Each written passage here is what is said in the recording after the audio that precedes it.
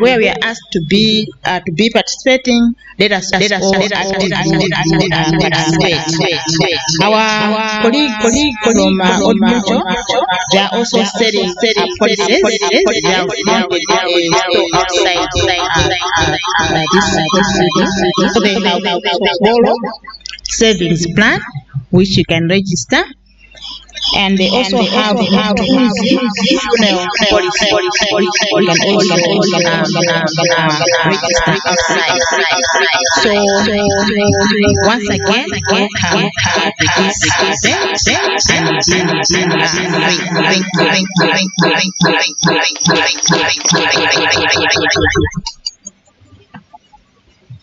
thank you, Madam, for the welcome. At this juncture, I now call upon Honorable Justice Chikopa, SC, JA, and Church President.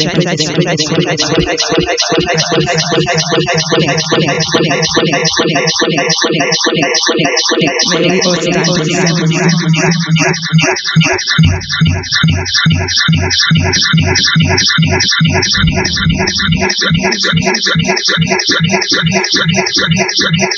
Thank you very much.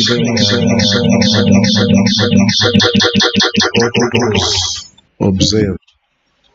Special thanks to our facilitators. I am looking forward to hearing something special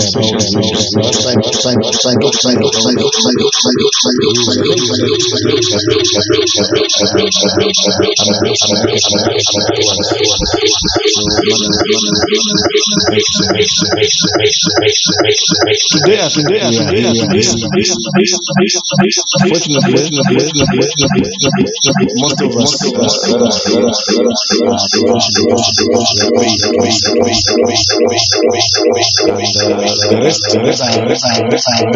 the rest, either you are a listener or you help somebody. So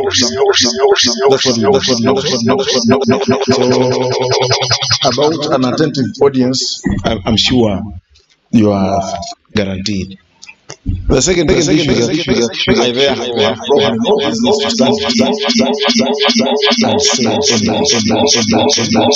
but let's say quite honestly, but I'll share you a story. It happened many years ago.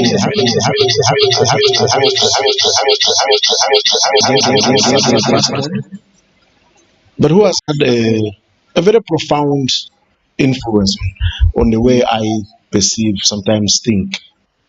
I'm sure J.M. Vundula must have had a similar encounter with that gentleman. That gentleman, yes. So he was staying in Kawai. This is 1987. Okay. So there was one time he didn't turn up for work, and when he came 2 days later, the boss was very angry, and he launched into Madukalipi, right? You didn't turn up, and so on and so on and so on. But what had actually happened was that there was a mvula, so some houses in Kawale collapsed and so on. You know what happens? A small Friday, kind of. So his house was one of them. So that was the reason he didn't turn up for work. So when the boss called him into his office, started screaming at him, he listened. The boss finishes, and he tells the boss that I am very disappointed with you. If you had asked me, I would have told you that this is what happened to me. And that is why I couldn't turn up to work. But because you stay in Area 43, things like kugwa kwa nyumba are alien. You don't know about these things. And he left the boss's office, came into my office, and pulled me out to go back to Kawale, whatever we are doing there. Now, why am I saying this? Is that, you know, Chikagwera Munchito, what Mrs. Chikagwa thinks about is that you were here at 7:30, you must leave at, what time do we knock off when we have not run away? 4:30. That's all. Okay. What happens wherever we go, where we're coming from. She's not born. I think time has come for us. And if this is one element of such,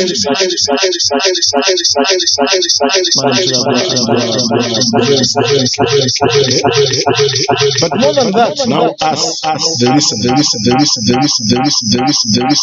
the only way we'll be able to say is by taking so I think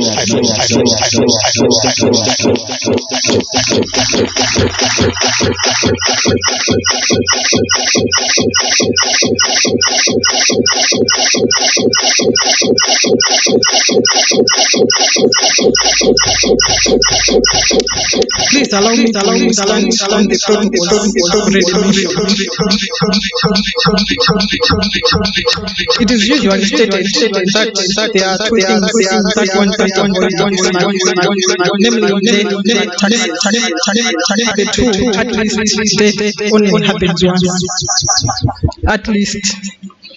So our discussion this morning on Wales is much important, more especially because death is unavoidable. This takes us to our next presentation, which is will making, which is going to be done by Honorable Justice Jean Rosemary Kaira. Honorable Justice Jean Rosemary Kaira is a justice at the Family Division, which is a division of the High Court of Malawi. Her experience at the division makes her well suited to present on Wales as we are going to have the presentation. Allow me, ladies and gentlemen, to invite Honorable Justice Kaira to the podium. Thank you.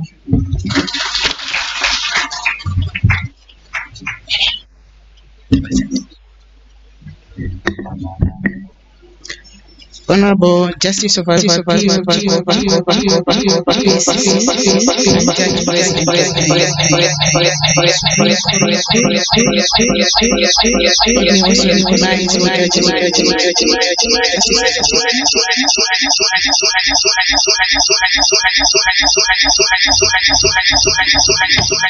and all judges of the High Court, as well as all judicial officials who are here. Let me recognize the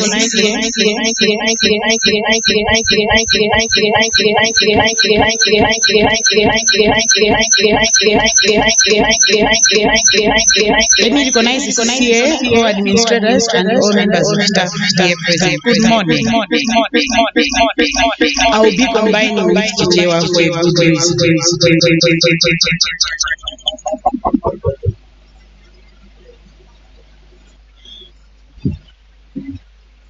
When the CCA called me requesting that I make this presentation, I asked why. And let me start by extending what the JP, though he said he is here not to say anything, has just said. Events leading to loss of life death can happen at any time. And even when we never expect it, it doesn't choose age, it doesn't choose the status you have in the community, and it doesn't even look at what achievement. And if I may ask, ndangata anapitako kumaliro tikweze mati.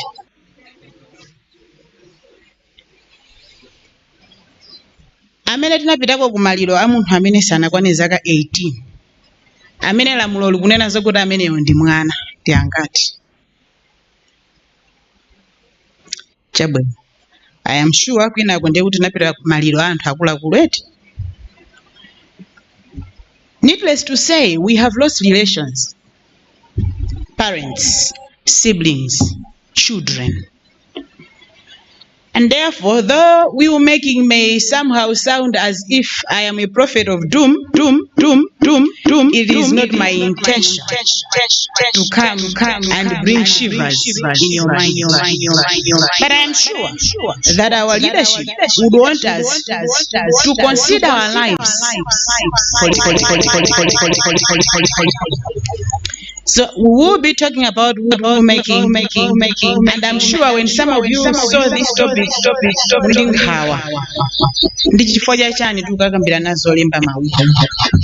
and some of you thought, will ndiolemba nvolemera osaringati fail. But I want, by the end of this discussion, that attitude or that bias and stereotype should no longer be. So we'll discuss much about this is the State Wills Inheritance and Protection Act, which at our division we usually call it the WIPA. So when I say the WIPA,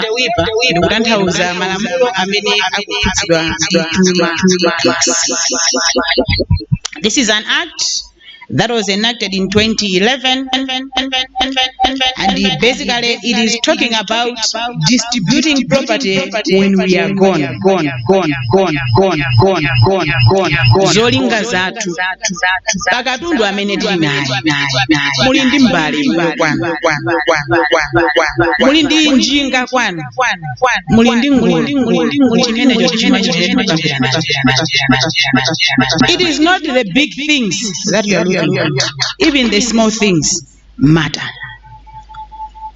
Kwanthawi imene ndakhala tikutsekula mawiru kapena so kuona kugwira ntchito ku family and ndimakhala ndi chidwi chifukwa anthu akumudzi akutiposa chifukwa chokuti ngakhala kukhala kumudzi kumene sitimayembekezera kuti akhoza kuchitapo kanthu za katundu wawo, chifukwa timaona ngati katundu wawoyo ndi ochepa, amakhala ndi chidwi ndi luntha lolemba wiru yawo. And I've opened wills from people from Itaja when I was in Zomba. I've opened wills from people from Namwera, deep in Manguchi. And it's a simple paper like this, but it carries value in terms of the impact. So I want us to look at a will not for the rich. So a will is the expression of your willingness in terms of how your property should be distributed. Cholinga kapena zofuna za munthu omwalira kuti katundu wake agawire munda. Koma lamulo limeneli linawonjezera mphamvu yake kuti ngati kudzakhale kotheka kuti munayiwala inu kulemba zofuna zanu pa katundu wanu, pakhale ndondomeko yokuti katundu wanuyo adzasamaliridwe. So there is an aspect of protection. Koma ife tisafike kumeko kuti tiwale chifukwa lero asisiye ndi atsogoleri athu atipatsa mwayi kuti tikhoza so protecting your properties so that those who are bona fide beneficiaries should benefit. Either where you have forgotten to write a will or where you have written a will but you have forgotten something. So it is possible kuti lero ine ndalemba will 2023 mwachisoma cha mulungu chaka cha maolo chaka chinacho ndili ndi mwana pa will iyi sinamutani koti sindinamulemba. So the aspect of protection is that those that might have been forgotten, especially children, they should be provided so that they benefit. Zoti detsankhawa tikavankhaniza mawiru ena amati mukalemba wiru mufansa mwinaso otenga uthenga umene uti limo muno timalalikira uthenga uwu kwa abale athu achimwene mukalemba wiro akazi anu akuphani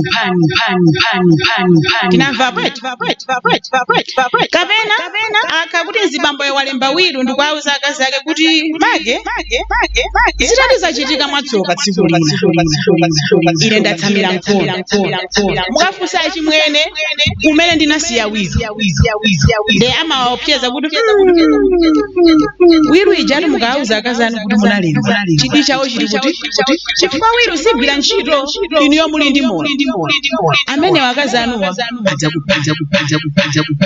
and it is because of these statements that many people have not been.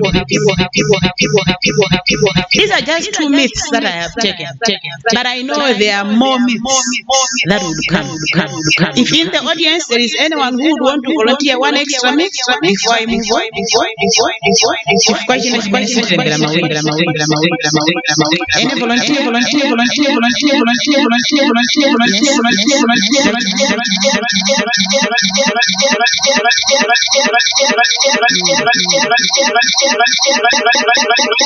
Okay. Akuti manazo katundu ndochepa mukalowa nyumba mwanu muja ndikuona kuti ineyo ndili ndi njinga 5 ndili ndi business yakabaza iniyo mumamuchepsa katundu uja chifukwa chokuti simukudziwa kuti ane banu ali ndi mmodzi yekha so ena mwa ife sitikulemba wiro chifukwa chokuti tikuona ngati katundu amene akuyeneyo gawida mwina ndi wa majaji ali ndi TX amene wanda amene ayeneyo kalemba wiro koma tikunena zakuti ahead chifukwa voto limene limabwerapo ingakhale nkhuku zanu zija zimene simumaziwerengera mnthu ngatole nkhuku ndi chivu cha mtengo wapatali yes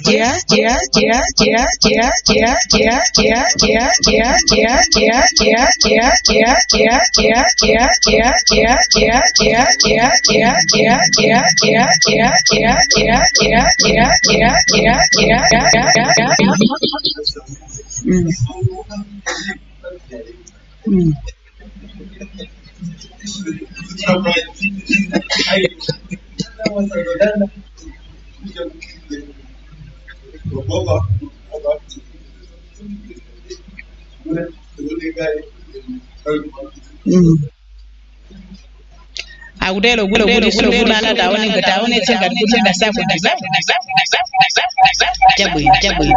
let's see if I'm able to convince you otherwise. Malamulo amene timagwiritsa ntchito ku division kwathu the constitution sanamira ya malamulo kuno ku Malawi sister state ndinanena kale the WIPA marriage divorce family relations act estate duty act ananena registrar chapita banda kuti msonkho umatitsata ndipo msonkho umene usuthira pamene tili ndi moyo umabweranso ngakhale ku chuma chathu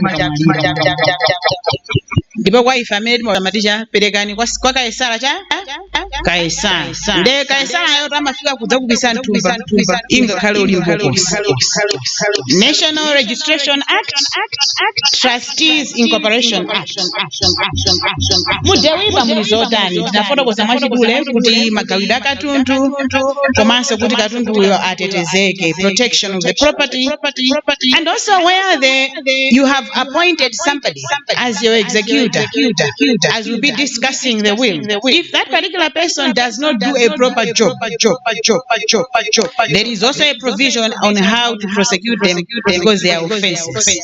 There is also civic education. I'm sure as a public institution we are more or less implementing that obligation and also explaining the functions of the court. That is why we've got the family and probate division. The Act also explains about a person who can be able to distribute property. Mina katundu watu sali muno Malawi. Kodi katundu amene tukoza kugawa kapena katundu ndekaya amene ali muno Malawi. So it is a person who dies whilst permanently staying in Malawi. And number two, a person who dies outside Malawi but has property in Malawi. So zikoza kuteka kuti mwayi watipeza tapita ku secondment kwina kwake koma katundu ali kuno ku Malawi. it is our responsibility kuti amene katundu amene ali kuno ku Malawi agawidwe kudzera mu chifukwa zimene zili kunja ifeyo under the Dewey sitima chitapo kali. Let me highlight an exception under Dewey. Ndalama za pension. Kani ya pension ikudziwe? Ndalama za pension sizima gawidwa kugwiritsira ntchito Dewey chifukwa chokuti pali act yake imene ili specific kuti kodi ndalamazo zigawike mota. So zonse zimene ndikufotokoza nkhani ya ndalama za pension sindikula. Wilu imayamba kugwira ntchito munthu akamwalira. Ndekuti ngati munthu ali wa moyo imangosungidwa monga ndanenera imfa sikusankha kuti kodi iwe uli ndi zingati kapena uli ndi zaka zotani ndipo ndikoyenekera kuti after a person has died we obtain a death certificate from the National Registration Bureau under the NRA because that one is very important, as I will be explaining procedures that happen when somebody wants to take property. I will not take much on this one.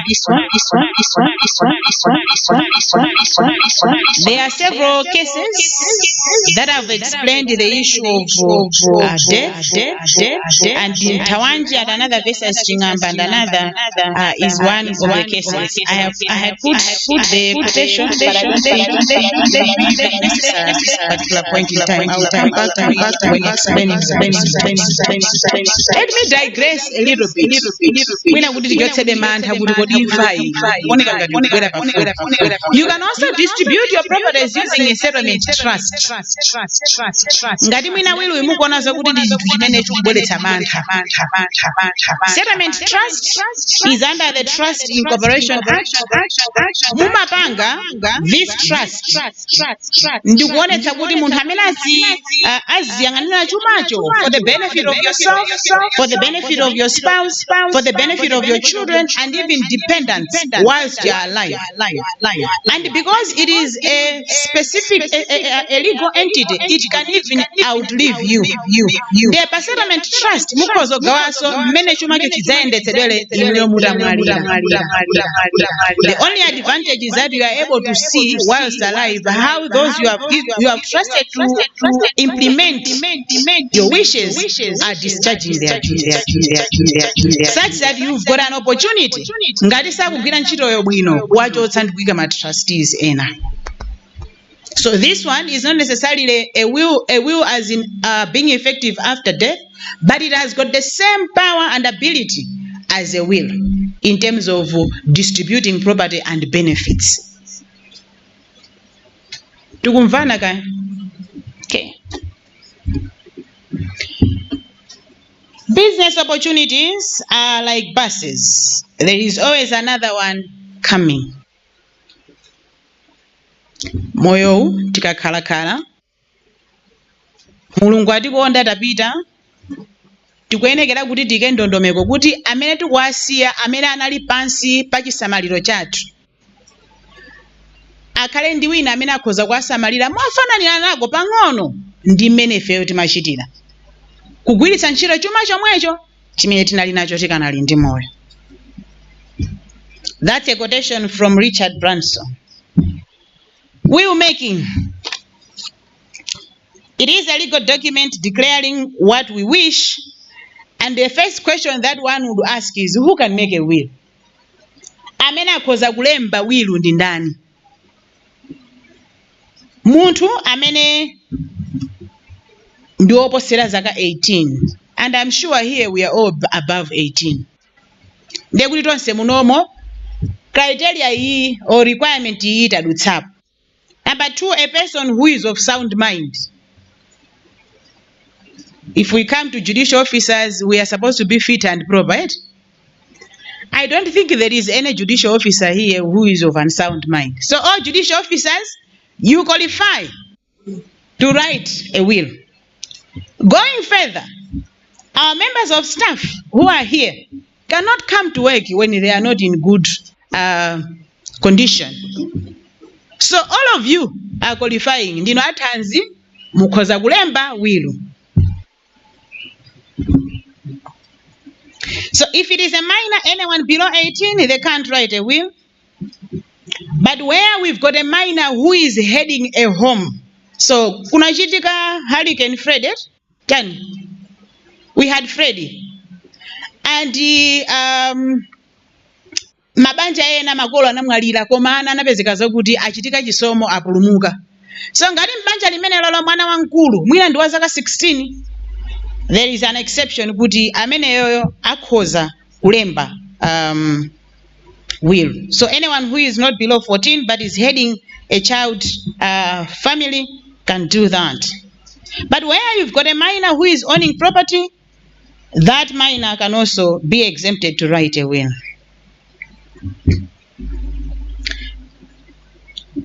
Kodi will timalemba motani? Tukamba zolemba ndikubwereza kunena kuti kulemba chifukwa zimene mukukamba inu lero sizingakhale zofanana ndi zimene mukambe sabadala mawa.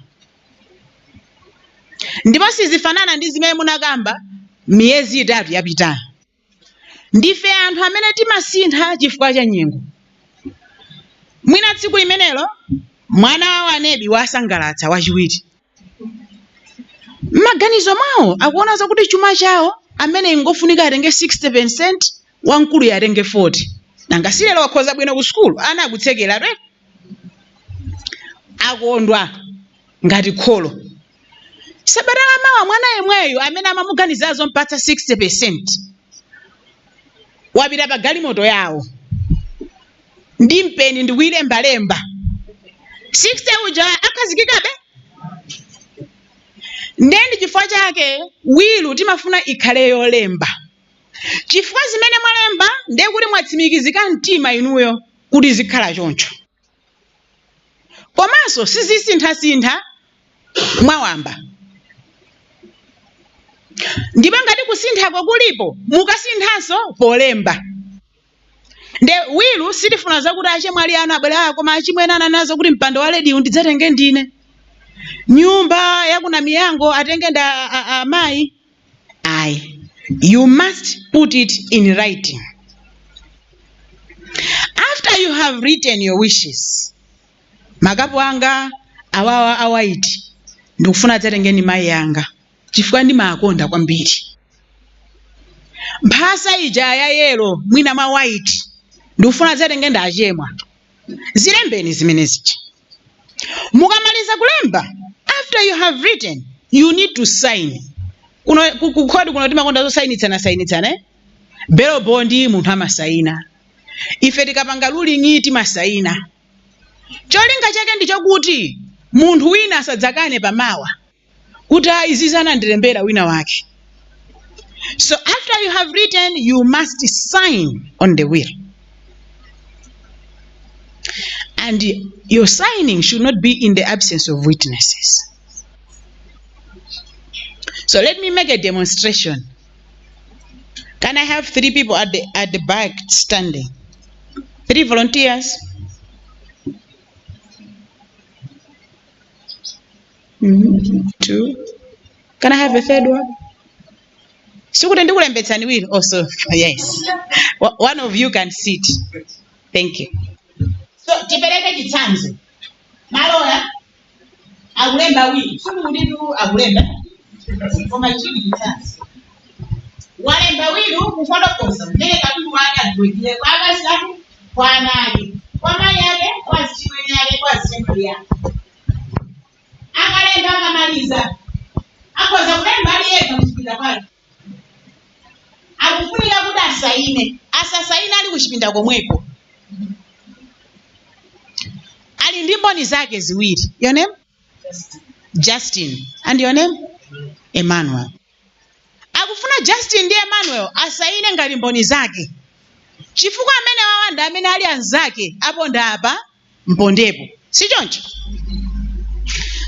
Asana saine awaitane awiri awawa. Akamasaina awiriwa akhalali pomwepo. Ndiye kuti awaone kuti akusaina. Emmanuel osaone kuti akusaina. Kusaina ati unayaza kuti aone signature. Osati aone kuti akazi ako apatsa chani. Akuona signature kusainako maloya ayo wasainadi. Kwa ino amene ndinu maklaliki. Munthu akamachita commissioning amanena kuti chani in the presence of it. Uyu ndiye ine in the presence of ndikufotokoza. Akasaina maloya awa asachoke Emmanuel ndi Justin. Ayambe Justin kusaina, maloya ali pomwepo, Emmanuel ali pomwepo. Akamaliza Justin kusaina, Emmanuel asaine, maloya ali pomwepo, Justin ali pomwepo. Ndiye kuti masignature anthu atatu awawa akhale pa pepa lapo aliyense akuona nzake mmene akusainira. Zikumveka?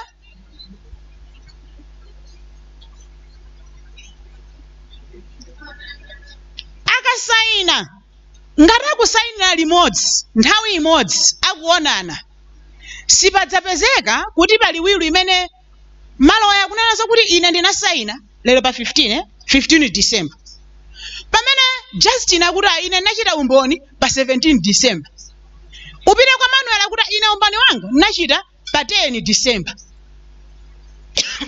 ndiye kuti palakwika pamenepo.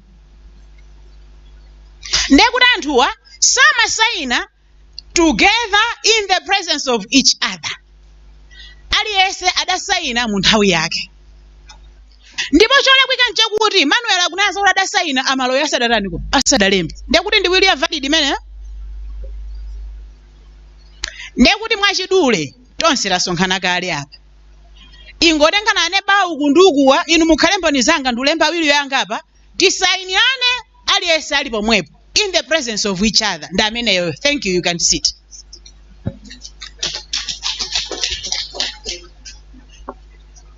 Ndibwereze kuti nkhani ya in the presence of each other and dates are very important in will making. If you make a slight mistake, that will not be considered to be valid.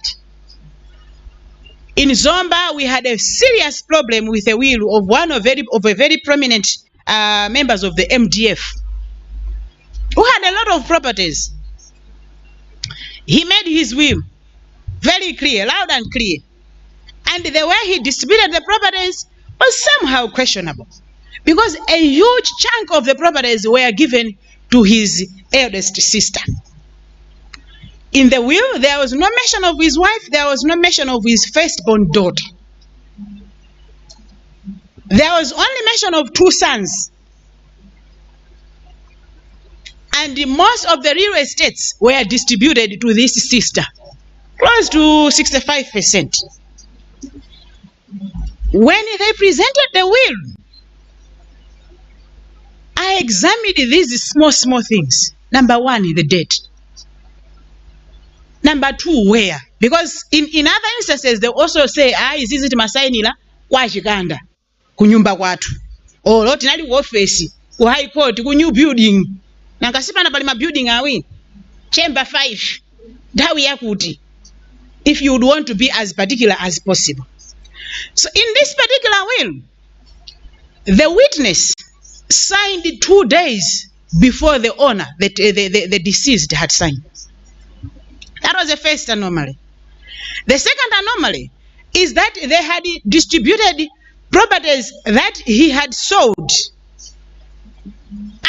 before this will, but they were appearing in the will. Number 3 is that the will, the second witness indicated a date that was after the person had died. So when I saw it as registrar then, when I opened the will, I sensed, in fact, from the people who had come, that there was some commotion. Then now will we? That's a cool, of course. And the firstborn daughter said, yes. What you have read is not what my father would have done. And I don't think I did anything wrong, warranting me to be forgotten by my father. But even if he had forgotten me, he wouldn't have distributed properties in this manner.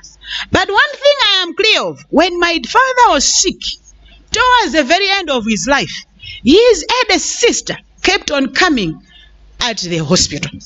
So we have some suspicions. So after full trial, indeed, Justice Professor Kapindu, in his judgment, noted that the dates were wrong because they were not on the same date. And number two, it seems that there was undue influence or pressure. Achimwene inuyo amene zilili mu condition yanuyi. Matenda awafika paka yakaya. Tukungonera kuti ababa masiku tukuwerengera. Now, if you die there in the same manner you have without a valid will, zinthu zidzatitani koti?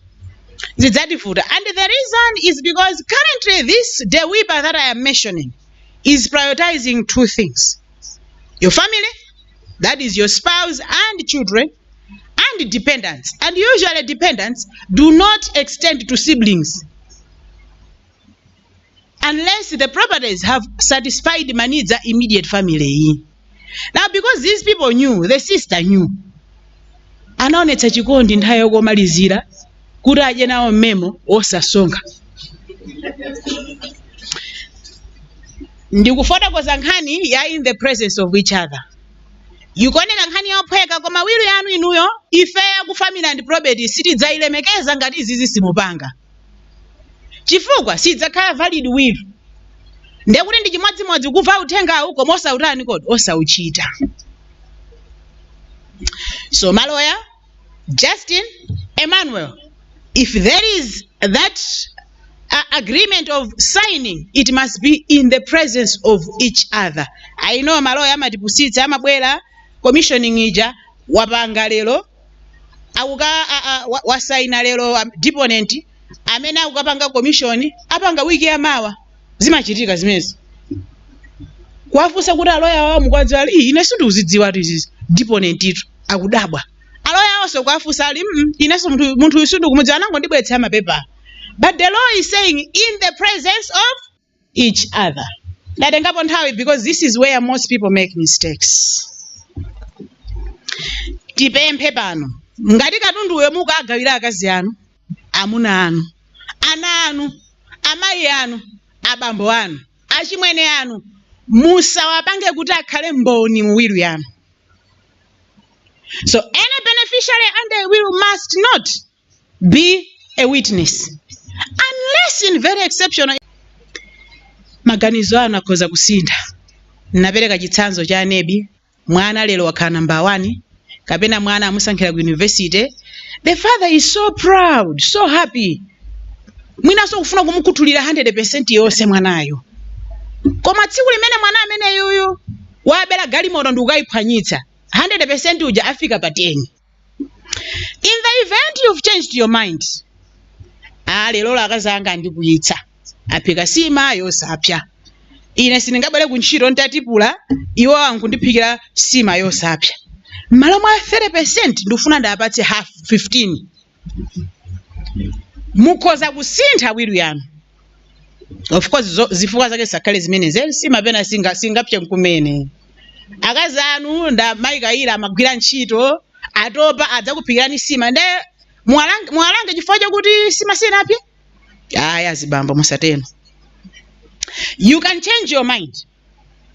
If you change your mind and you want to make almost a complete change of what you had written in your will, you need to destroy the will.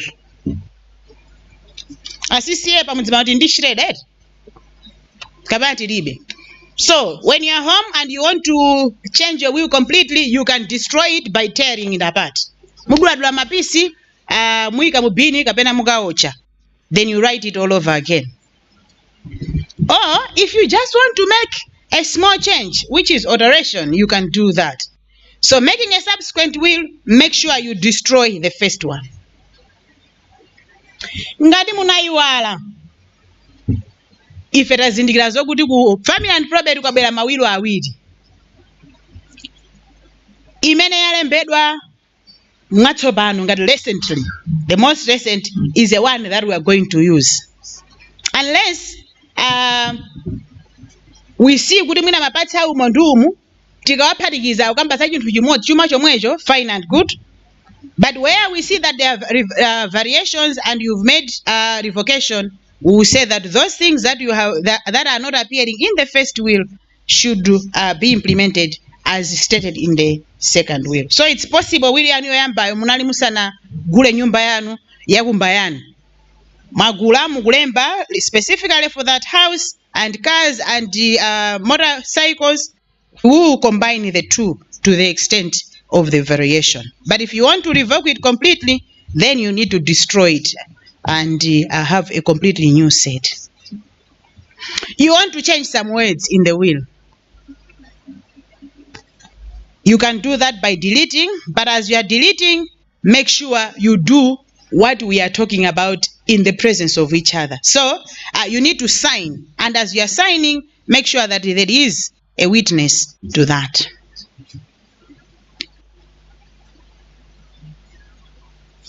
Zikhoza kuteka malemba wili musana kwatiwe musana kwatire mukakwatira ndikukwatiwa wili imeneyo sitidzayigwiritsira ntchito chifukwa ndiye kuti mukuyenekera muchite reflect your current status in as far as marital status is concerned. So when you've made a will before marriage, make sure that you indicate that now this is the new addition that I have, because as I said, your spouse is always considered by the law as an immediate family and a person that has to benefit. In the event you separate, you divorce, then you marry a second wife. After that has happened, you need to make sure that you rewrite the will, because then it is possible your will was reflecting the first wife. Ndibwerense ngati mwalekana banja mwakwatira kapena mwakwatiwa kachiwiri ndipo wilu yanu munalemba abe woyamba mukasinthe, and this should be similar even here in the HR folder, because some of these things we take them for granted. I just handled 2 cases where the wife, the widow, is wondering why she is not appearing in the nomination form at the office, in the will of the husband. But the previous wife, the first wife who had already divorced this particular man, is appearing in the will. Unfortunately, if you go for the pensions administrators, they will just give the money the way the nomination form is, because that's what the law is providing for. Unless somebody comes and immediately and says, I'm challenging this nomination form. But where somebody hasn't come and time has elapsed and in Haizambili, you wouldn't think your bear would do that. So if that is the case, make sure that the will is properly rectified. Make an amendment. Chifukwa chuma chimenecho chikadza wilu yakabwera kuno ife tidzapatsa beya anu oyamba chifukwa ndi amene munawalemba. Wilu sitimango sintha chinawamba chifukwa ndi chofuna cha munthu akanali moyo mmene katundu wake adzagawalire atamwalira. I hope I'm making sense.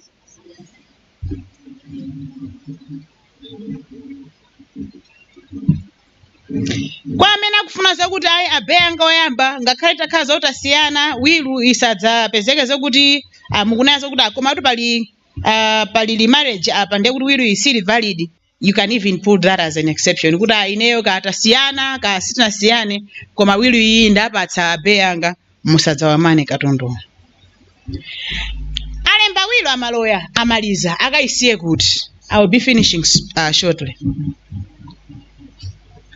Tili ndi mwayi kunoko ku court kubwalo la milandu timasunga mawilu. Ndipo chodabwitsa nje kuti ngakhale ife timasungira anzathu mawilu, ndife oyambirira amene sitilemba mawilu. Ndipo izi zikupita ingakhale kwa maloya amene ngakhale ndiwo amene amathandizira anthu kuti alembe wiluyo, koma ambiri mwa maloya alibe chani kodi.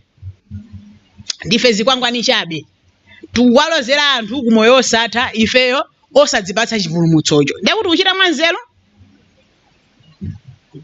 mukapanda kulemba wilu amayikayira ndi amene akagawe katundu wanu, mwinaso akagawa kwa munthu amene niyo mmadana naye. chifukwa ndi amene ali ndi mphamvu ku family and probate kugawa katundu wa masiye. Lembani will yanu ibweretseni kuno mwapatsira registrar, any resident magistrate, any first grade magistrate, district commissioners. You can also give to any law firm. They are supposed to put it in the safe. You can give to any financial institution, so at any bank. And I have seen a number of banks bringing wills immediately a person has been reported to have died. You can also give to any insurance company. You can give to your employer, and the good thing is your employer is a judiciary. Ndekuti simuli kudali niyo ndanthu amene akhoza kusungirani mawiri yanu. Siku limene lomwe mwalemba mamaliza bweretsani adzakusungireni. Mwina kwa registrar mukukayikira kwambiri, pititsani kwa resident magistrate. Mwina a magistrate mwakayikira, pititsani ku bank. Mukasiya wilu yanu atsiyani nkoni khutu ena ake muwauzi kuti ineyo ndinalemba wilu ndipo wiluyo ndinakayisiya pakuti. Zikumveka? Chifukwa kulipo munthu kumwalira anthu osadziwa zokuti munasiya wilu, anthu makangana chuma chanu mutagawa kale bwinobwino podzazindikira zinthu zitasokonekera. So make sure that you are able to bring the will for safekeeping.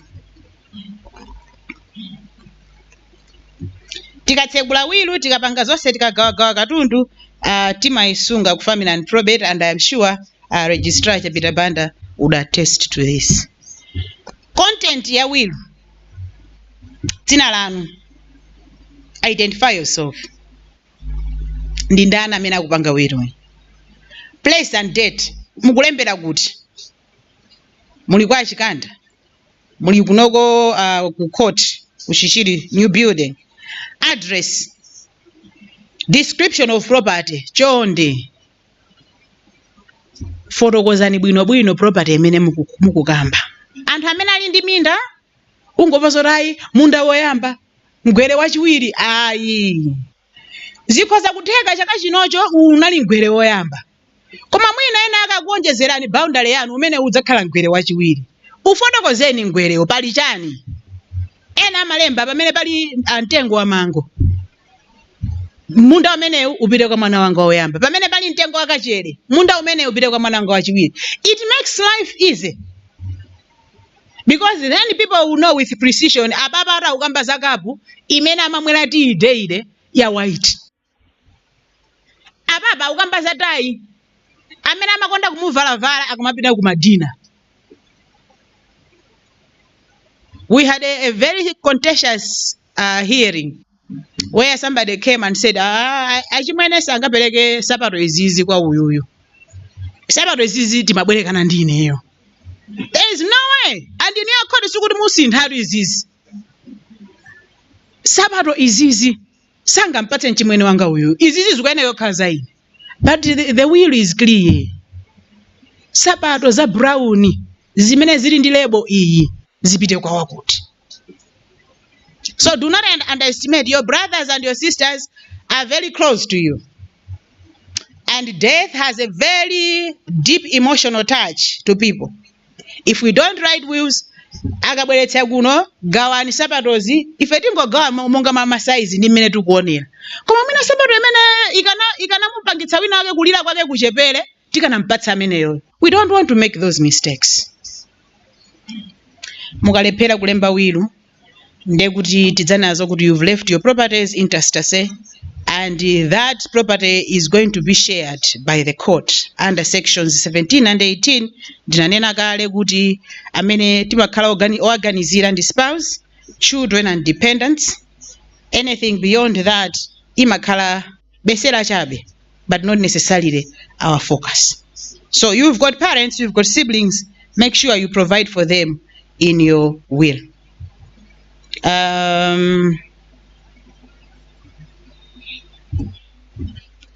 Dzana ndimalankhula ndi munthu wina ndakuti ife achimwene anamwalira ndeti nauza alamu kuti inuyotu mukhale omasuka. Mukafuna kuti mukwatiwenso mukhoza kukwatiwa. Koma timati tikuwuzeni kuti mukadzati mwakwatiwa nyumba iyi simungabweremonso ndi mamuna wina. Chifukwa ndi chuma chimene munapanga ndi achimwene athu. Then nafusa kuti chifaya chani mudatero akuti ife mitima yathu idzakhala yokwera mwamba ngati iwo adzabwere ndi mzibambo wina mnyumbamo. And I'm sure the situation would be the same if it was their sister and then who had died and then the brother married, the in-law married. Koma malamulo akukamba zosiyana. Remarriage shall not deprive a surviving spouse of property inherited under intestacy. Mukapereka inuyo nyumba yanu ija, bedi lanu lija kwa abe mukadzasi ali achichepere ndikupeza abe ena. Tidzazisiya kuti bedi limene mmagona lija akagona poso ndi abe amenewo. Chifukwa chakuti malamulo akunena choncho. It goes to serious disturbance of feelings, but that's what the law is saying. Except where you have given a customary land. Kuchikamwini, kuchitengwa. Nde amene ali kuchikamwini amwalira amayi. Nzibamba ujasanga katengeso mkazi uko nkumbweretsaso apayi. Chifandi nkamwini amene ayenera azipita akubweretsa stranger. Similarly, ngati nzimayi anali kuchitengwa amwalira abambo sangarayi nenda chitika mwayi ndapezaso bambo ndadzakhale pano. That is not allowed. That is not allowed because the land is devolving according to customary rules. Abale nkhani ya will making tisaichepetse tikapanda kupanga ndondomeko yabwino. Azibale athu amene iwo amamva kuti katundu ndi wachimwene nakamakati kakhaifa azimayi mali zachimwene zachimwene ndeti mapita ndikukalanda katundu akasaba mama chamwali anga awa ndi amene akuza ineyo ndi zinthu zisingazisiyesiye. There is an issue of property grabbing and we don't want an embarrassment. This is real, it happens, and therefore let's make sure we write our wills. Let me thank you for your kind attention. Let me end there. Thanks.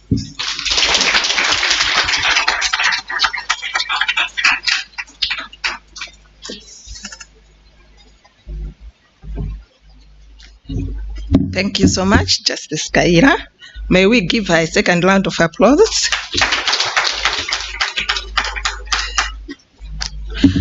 My Lord Judge President of the Supreme Court of Appeal, and I stand on all protocols observed. I kindly take note that we are live streaming the session, and I would like to recognize all those who are taking part in the session through the internet. We have Mr. Marua there on the control. So when it comes time for plenary, you're welcome to give your comments and even to ask questions. Mabwana ndi madona, timati tikudziwitseni kuti mkumano wathu tikuwulutsa podutsa pamakina athu a internet. Mr. Marua ndi awo amene ali pamenepa ndi azinzawo amene akugwira ntchito imeneyi. Nonse amene mukukhala nafe podzera pamakina a internet, takulandirani ndipo mukhale omasuka pa nthawi ya mafunso komanso ya ndemanga. Tidzakupemphani kuti musapereke ndemanga komanso kufunsa mafunso. Zikomo.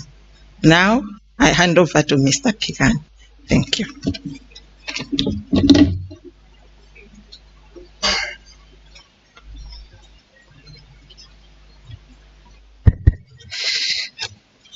My Lord JP, all protocols observed.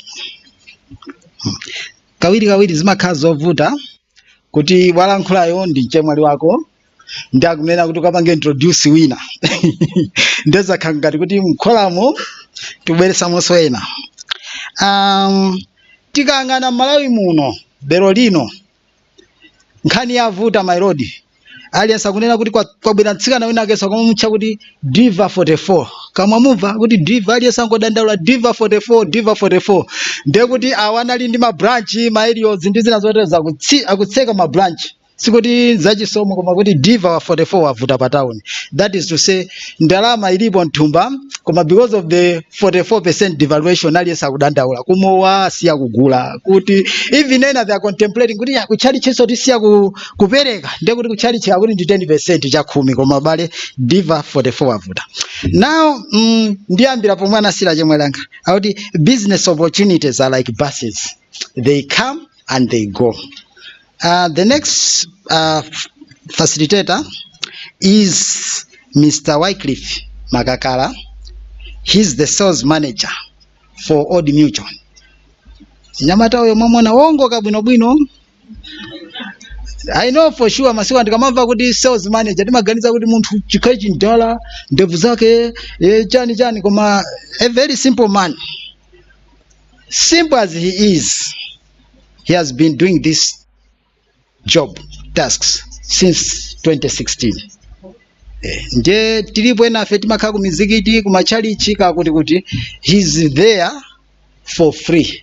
Kwaitana ndithu tabwera ndidzatifotokozere kuti mumapanga chani za finance management. When we are talking of finance management, tiwangana kuti makobiri omwe tikulandirawa akuti aliyense sama muchulukira. Palibe mwangane kuti ine ndine wa drama, kutenga drama kuzaika pathumba mwangoonesa aliyense kuti ndine wa drama, drama timabisa. Ndiye enanso tiliponso ndi chidoma ngosiya drama kuma banki. Iwo atiuza kuti ya drama kakoyenera ndikuti umasunga kandi mzitini kuumbira kumanda ndikuna kwatako. So he has been doing that. Tilipo timana kuti issues of finance management, they belong to those that are in the finance. I don't know whether it was by design kuti a chair opanga organizes this, they decided kuti a judicial officer should introduce a fellow judicial officer, and somebody with a finance background and finance management should introduce a fellow finance manager. That was by design. But what I'm going to say about ndona kuti atuza zambiri zamakobidi mene tingasungire, but again ambiti mana kuti ndidzamboganiza za retirement ndikadzakwa na 40 ndidzaganiza za business. And again we also look at business quite a mindset ina yomwe imativuta sondona kuti we look at business ngati ya anthu osaphunzira osapita chalichi osapita school mokwanira kokakha kumamiza mati anthu omwe alibe maso. That means kuti they haven't been to the schools and they can't even articulate the Queen's language. May I now humbly introduce Mr. Magakala to take us through finance management. Thank you.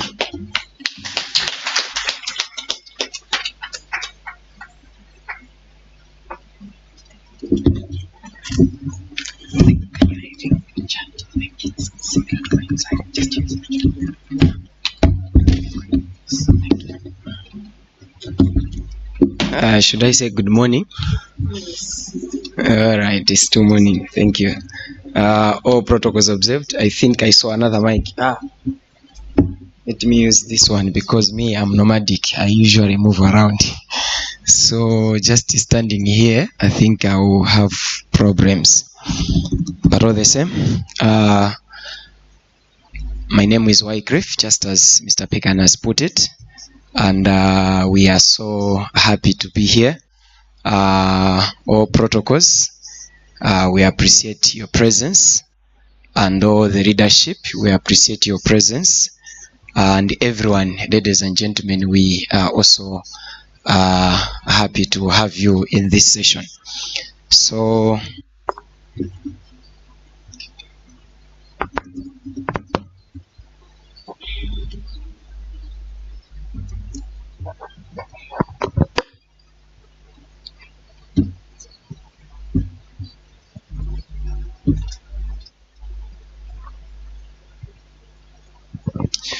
I was told to speak about money.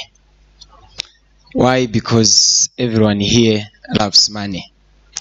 You know, we are living in a world where almost people, when they go to an interview, this is what they say: I work under pressure. And when the question is posed by the HR, how much salary are you expecting? They will answer that, you know, I don't expect anything. Actually, even if you give me 0, I'll still come to this job because I love my job. 1 month down the line, the person comes to HR. You seem kuti pasandrama zochepa kwambiri. Bwezi mutatiwonjezera, otherwise ntchito yanu ndikhoza kutani? Koma mu interview amanena kuti olo atakhala kuti ampasa iliyonse akhoza kutani? Mwanjira ina aliyese pano patitati abwana ali pano pawo angonena kuti masala enonse mwasiya kulandira. Andosiwa watu asiyabwera uchito. Ndizoona kapena alipo mkristu pano amene akuti ine ndikhoza kumagwira yambuye Yesu. Okay, so as the other facilitator was making the presentation about rules, I was thinking down there, I was like, you see, someone amakhala kunyambadwe nyumba ya rent, mpando wa nyumba umene amakhalawo anachita kukongolera ndrama ku my bucks. TV anachita kuyitanisa kuchoka ku south, nayonso m'bale wake wina anana kuti munditumizire ndrama, ndesa anabwezebe ndramayo, ndewo abwera ali kunoko ku Blantyre kuno ndi plasma icha kunyambadwe. Nde munthu amene yoyo nthawi yawiru alembapo ndrama ya ngongole, nyumba ya rent nayonso alembapo, chifukwa awiru umalemba chifukwa choti uli ndi china chake. Koma pali ena pano situkuziwa tikamverana kutsogoloko. So we are trying to talk about money. So very quickly because of time, what is money? Ndalama ndi chani? Anyone can respond. Ndalama ndi chani?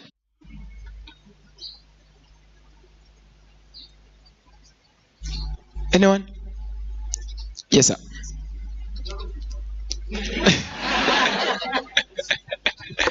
Ndalama ni ndalama. Okay. Money is money. Okay. Medium of exchange. Okay. Nice one. Any other person with a different answer? Yes.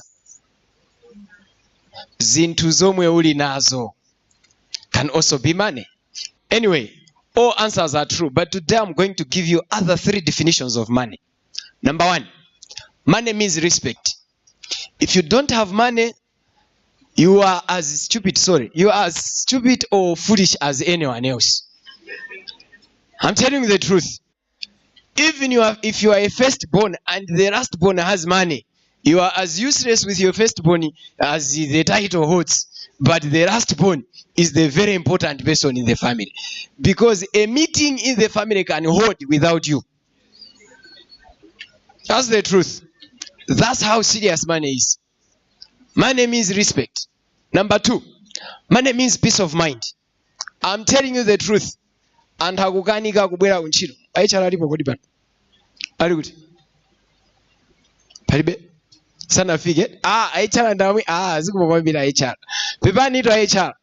Moti mafone ena amene mandirachi. Anthu amakhala konzekera. Akuimba phone bana. Kuti amve kuti lero ndi kudwala. Halo kunoko.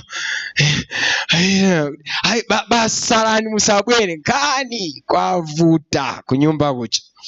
Auza kuti pano pasimungatuluke ngati 5,000 simungapereke. Madamu ndo amene atavuta. Ndakuti apani panga bwanji. Aichala atuti ngwapa say excuse. Motena tamwalirisa anthu otali ndi moyo. Ndizoona zimenezo. Why? Because of peace of mind. I'm telling you the truth. Peace of mind is very important. Very important. And even the family. Ikakhala kuti peace of mind yavuta. Imavuta atu. Muzi waso ine ndimanena kuti munthu opanda ndalama ndokakhala zibambo. Ulemu umachita kupemphesa kwa akazi ako. Pepani muzindipasa ulemu ndi amuna akazi ako ndi amakuza kuti pali amuna apa. Andipezesa ndori pamene paja mtendere watani wasoweratu. And when there is no peace of mind, you know what it means? That means kuna kuti there is a probability according to health that your life can be shortened. Andipezesa because peace of mind imathandizira kuti ifeyo tikhale ndi chani ndi moyo wautali. So money has also a probability of prolonging your life somehow. You understand? Because when you don't have it, stress is ngokumenya. And you know, usually when you are stressed, even the job you become disorganized. Even in Chito, omavutika, you can't be productive. There, I listened to here the Chief Justice was saying, "Good, we are good listeners." Now I'm thinking someone who is stressed and is there listening to an issue in the court. I don't know. Kutika azim papa. You understand? Okay, so the issue is money means respect, means peace of mind, and also means an ability to prolong your life somehow. Let's go. So why should we talk about money? First question. Alipo kodi pakati pathu amene akhoza kunena moona mtima kuti ineyo ndrama zimene amandipasa akunoko kapena ndimapeza pa mwezi paja zimandichulukira kwambiri moti zina ndimachita kuti kandipanga nazo chani pota HR alipo muzingoona manja kuti mwina ina mukasisini masalary zikomo kwambiri. So let's see those hands for those who feel I have too much that I don't know zinazi zikumachita kundivutisa mwina zikumakuchimwisa niso. Lift up your hands very quickly. Tawi tilibe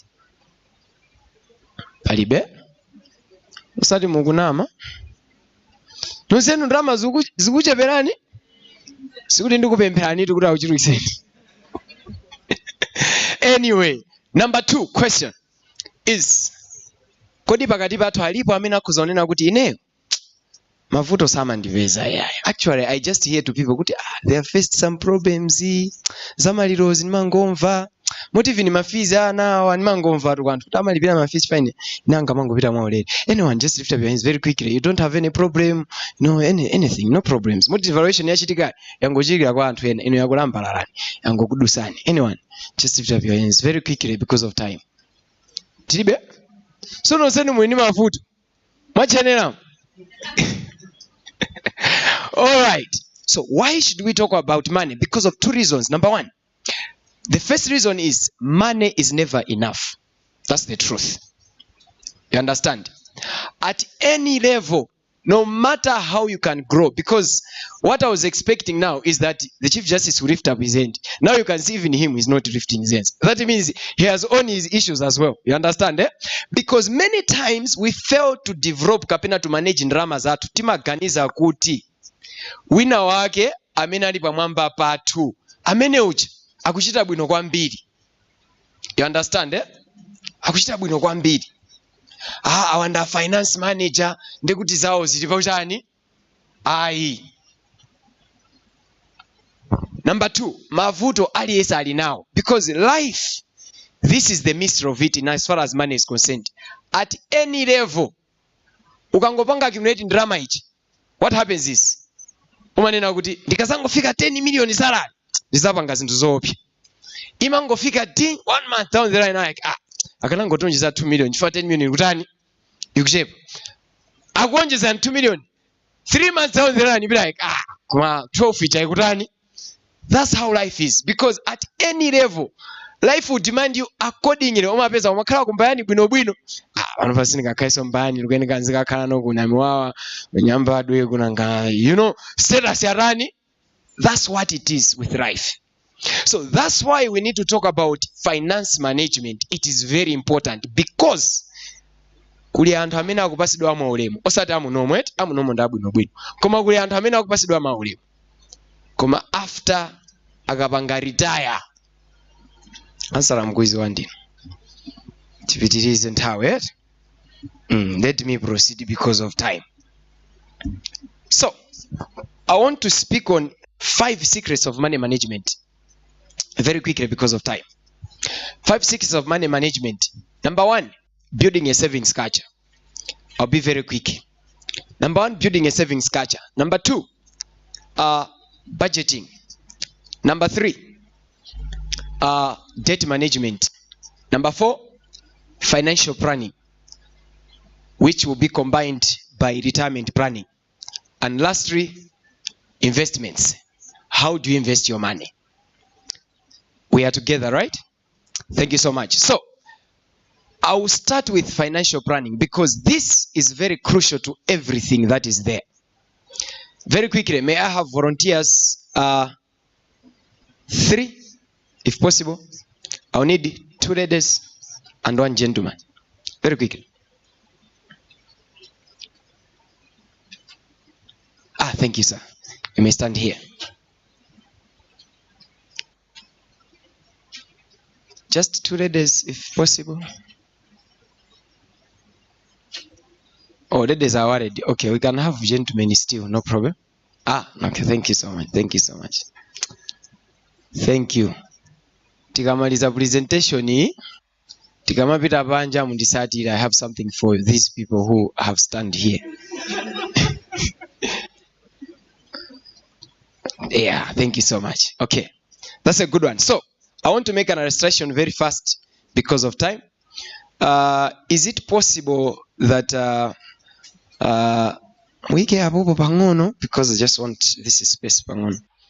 Okay, two madams stand that side, close to the door somewhere there. Right, so sir, stand somewhere here. So I'll give an illustration. You see, in the jungle, there is an animal that is called a leopard. Kapena leopard, depending on the school that you went. So, leopard.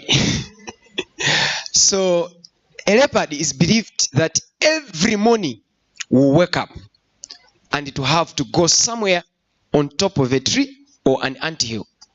It will have to ask itself, what am I going to eat today? You understand? What am I going to eat today?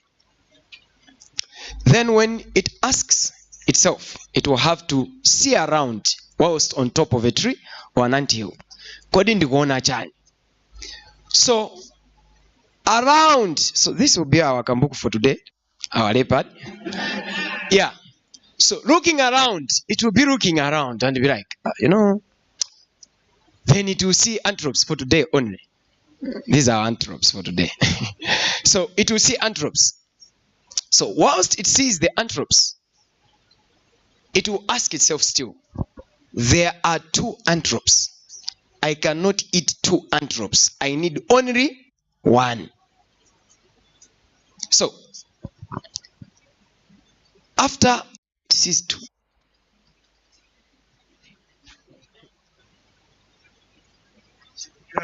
okay, so it will see 2 antelopes.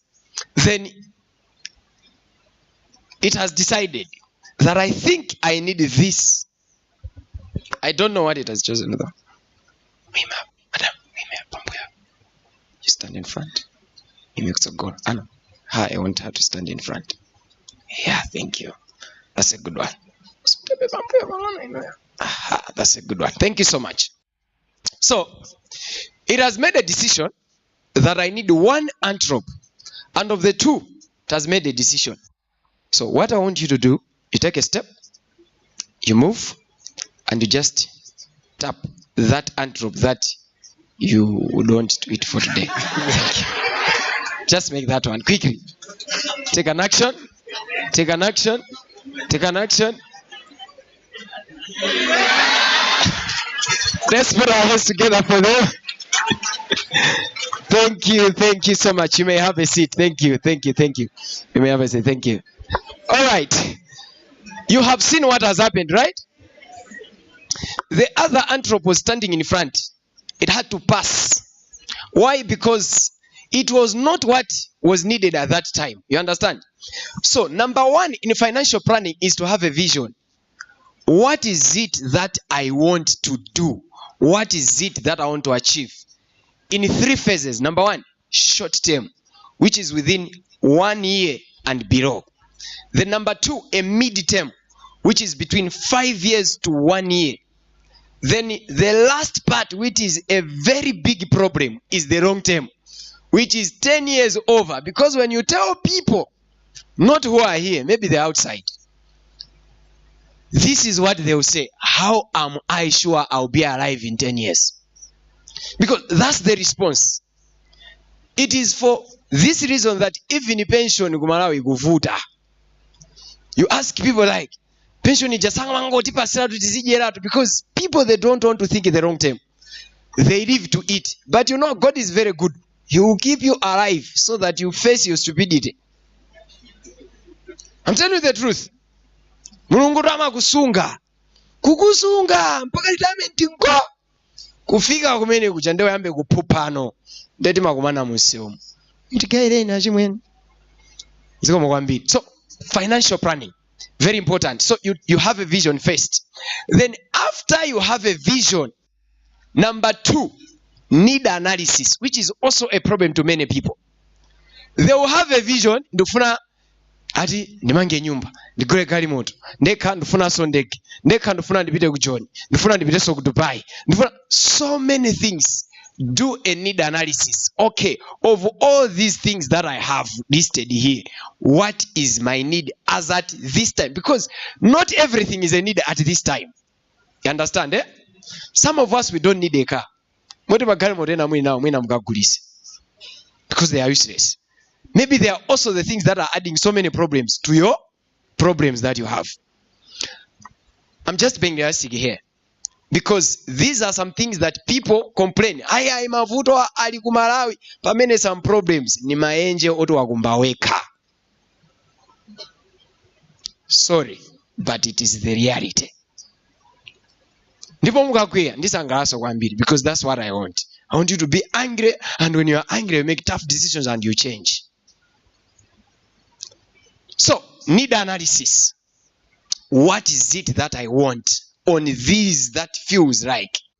Because enan mukufunika nyumba panopa, but you don't have. You can't be renting all your life until retirement. Kutizimveke bwanji. All your life. Sorry, but kunogo makamaka kunogo minatisa kuwe kwambire kuma makamaka kunogo kwa high court makamaka malamulo. You are used to fancy life. Fancy life yoti there is nothing to show off. Ukala kunyamba adwe kumalipira 1 million 20 days nyumba yaeni yache iwe yako ulibe. Sikupanda nzeru pepani tu.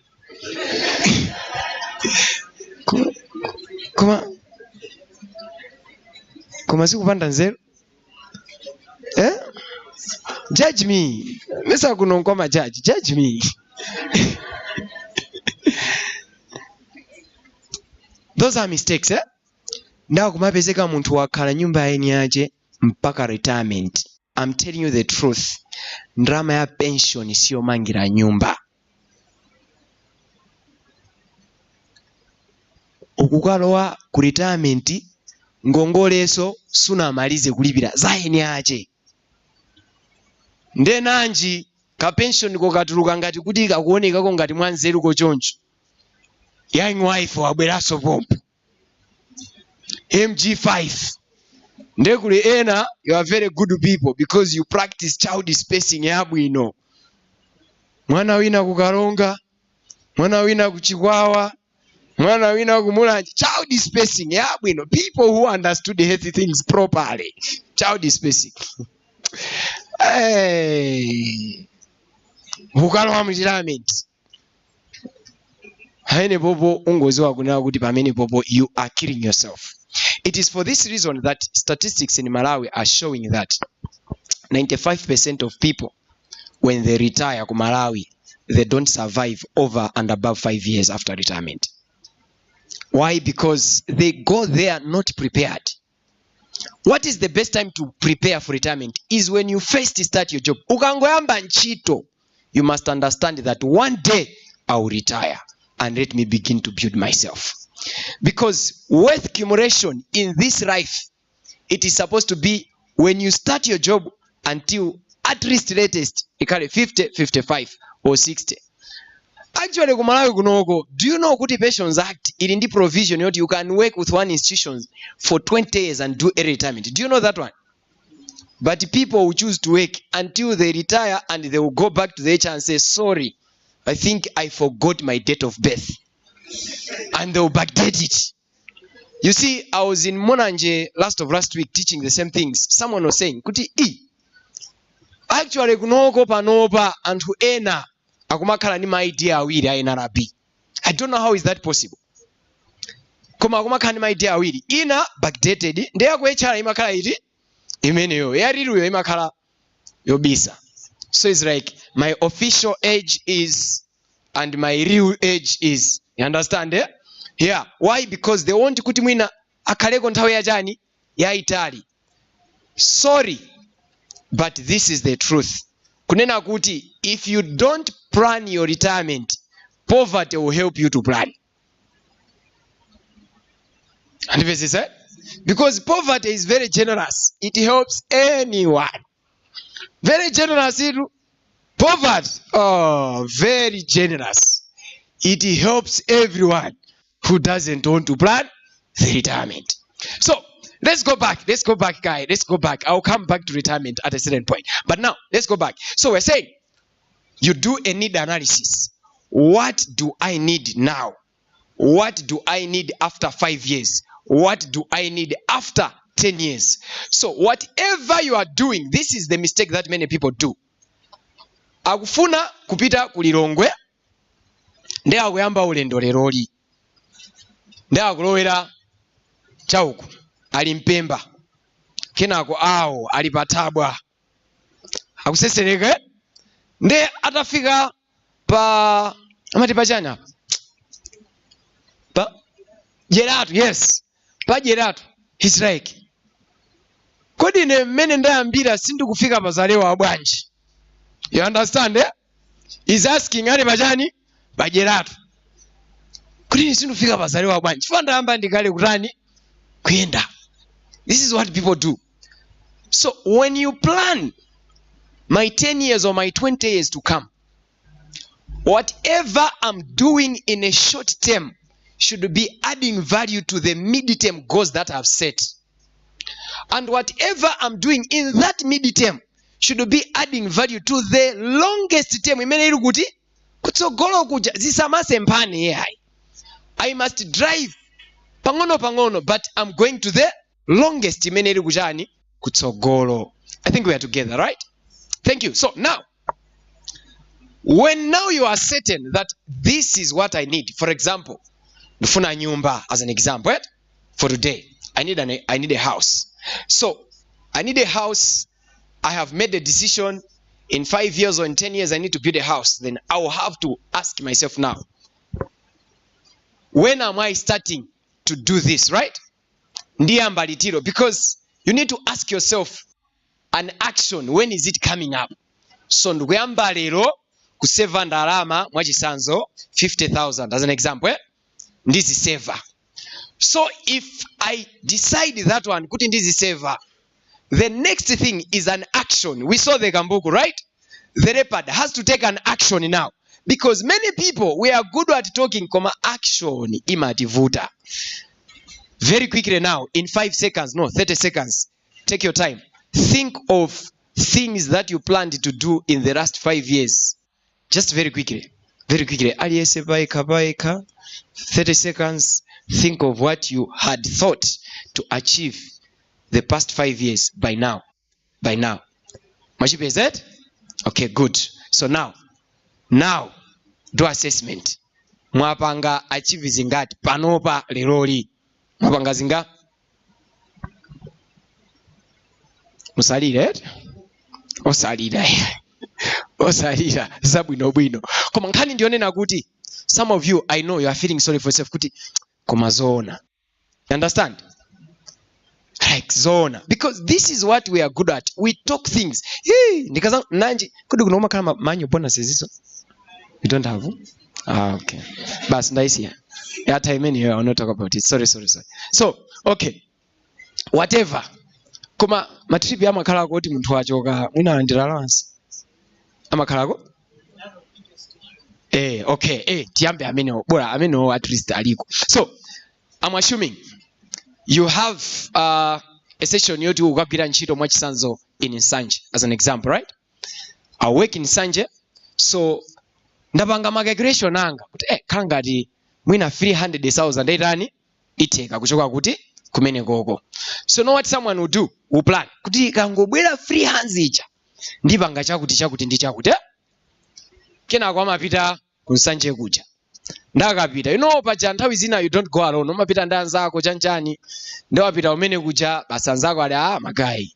Tiye kai pena pake tikango pang'ono pang'ono chabe. And you go there pang'onoyo akasanduka pang'ono kenako pang'ono kenako you discover muisha ma 4 am. You understand, eh? 200 yatani yapita. Then you come back. Kandrama kachakatani kateratu. So action is very important. Take an action. When you plan, begin to take an action. Ndikuyamba kuseva, I'm starting. You know, sometimes I say it is a high time as people who are blade earners. We need to make tough decisions. I understand munomoti ni makolo akulu right? Who understand life much better than me because I'm just newly married. I was talking to Mr. Pigan that I'm newly married. Yeah. So I'm just facing new challenges. But anyway, story for another day. Komankani unena kuti breadwinners. Sometimes we need to make tough decisions in the family. You understand? A tough decision that someone can make is panopa tikusamuka kunyambadwe nyumba ya 1 million tizikakhala ya 300,000 ku kwa chata. You understand? 700,000 I want to make it kuti ndiambe kupanga build my own house. Isn't that a good decision? That's a good decision. So you make a tough decision. Everyone, the wife will be like, are you serious? Yeah, we are moving. I have spoken. Yeah, we are moving. You know, Commander Antraziti Banji, you can't live for others. Because many people are living for other people. No wonder we are struggling in this life. Nchifua chake pepani. Kumakala, good morning problems, good afternoon problems, good evening problems. There are others which are very good. I call them good night problems. They say, good night, see you tomorrow. Understand? Why? Because mavuto ena we create ourselves. So it is time to make tough decisions. I ask people a simple question. Kodi tea ndijani? The bread, the sausage. Ndijani kodi tea? Ena amba kusaka. Ena amba kuseka vanova. Tea kodi ndijani?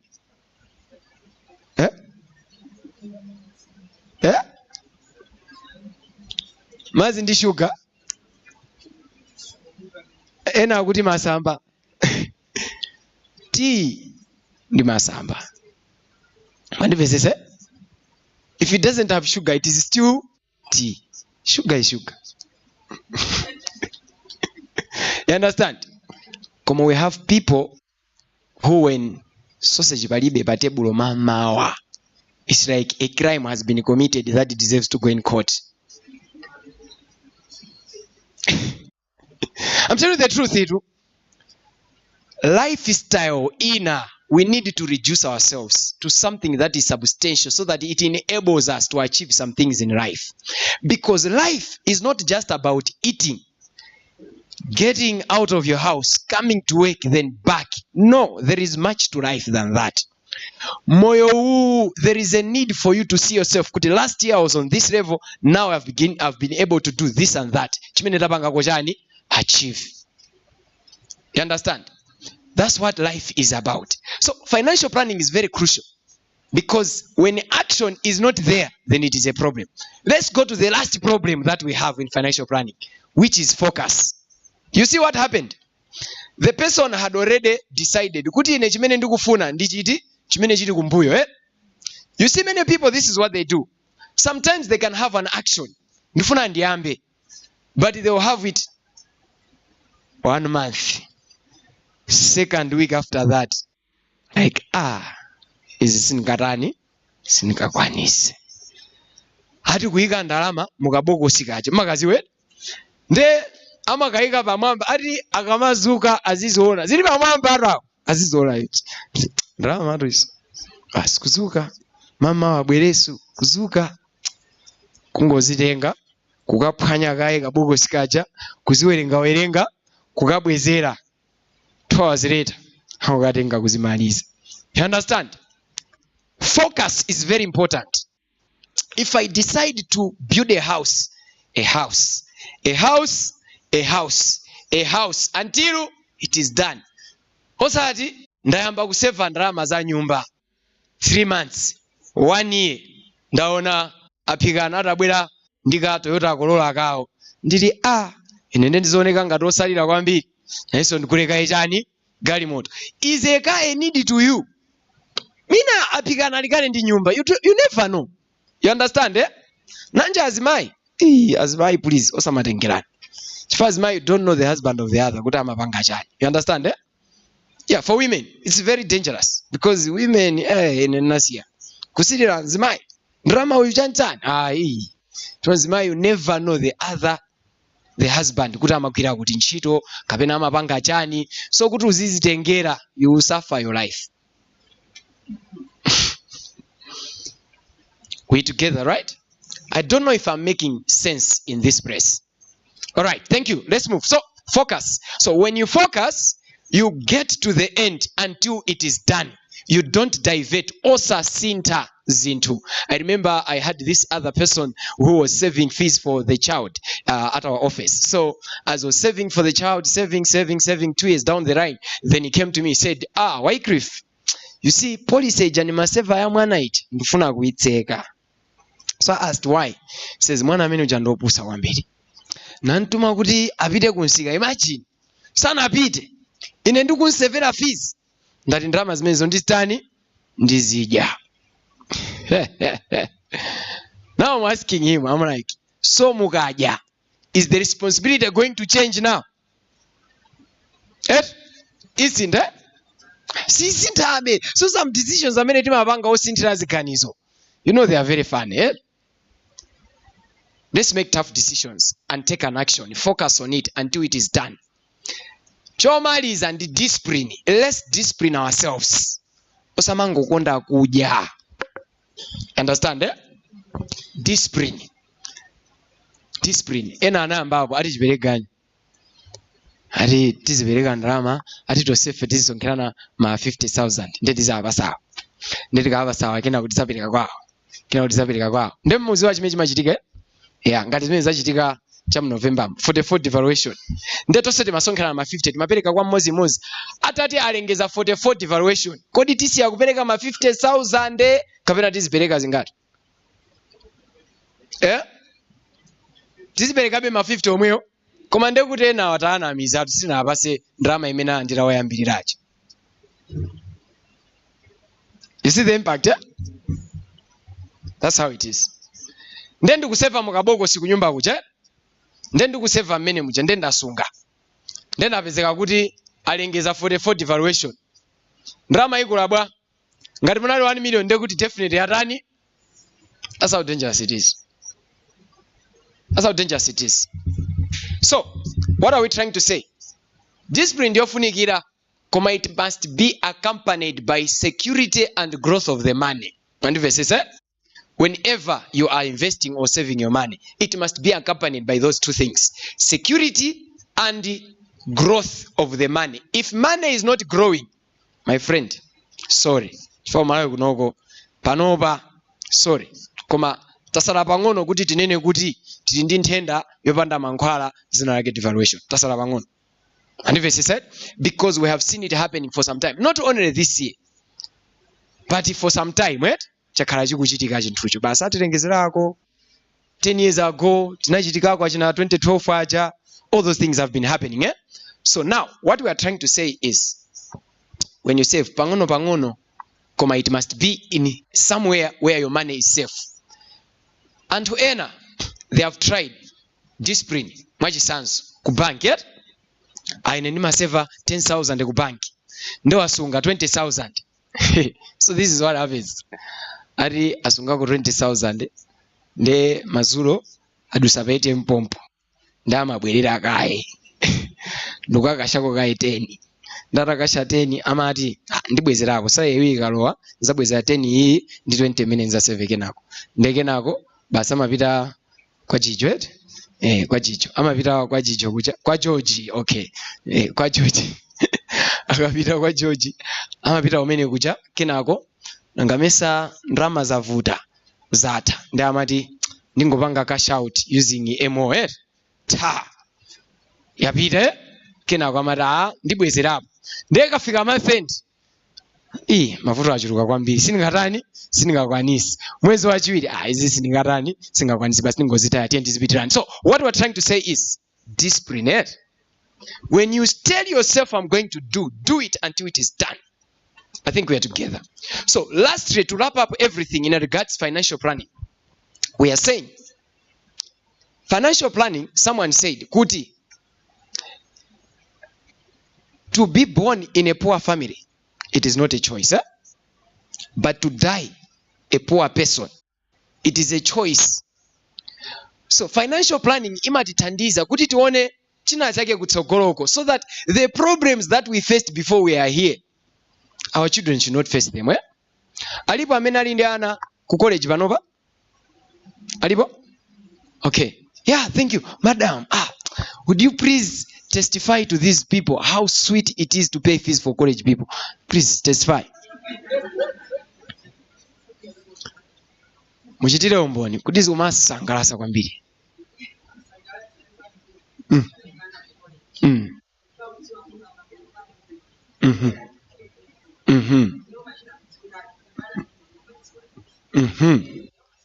Umasangalala ndi ndalama ukamapereka imakhala bwanji?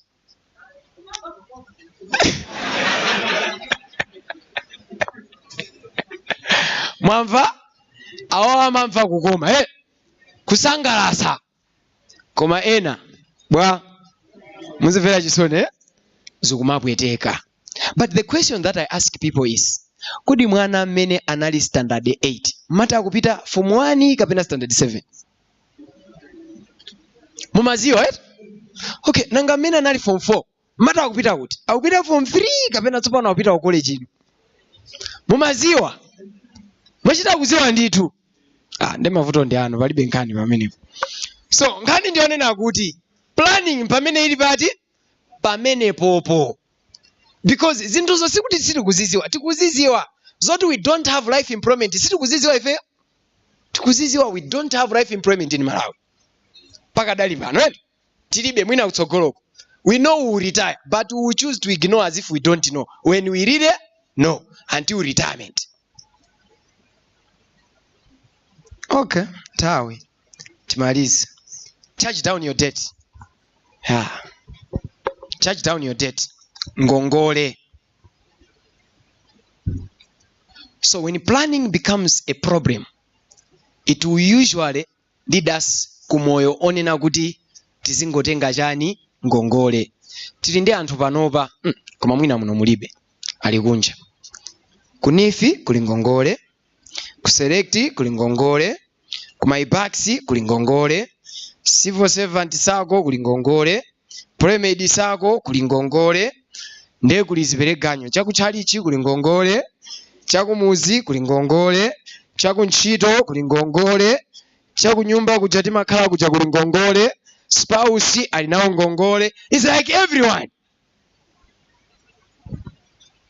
Mukuziziwa nokha pamene mwakhalapo.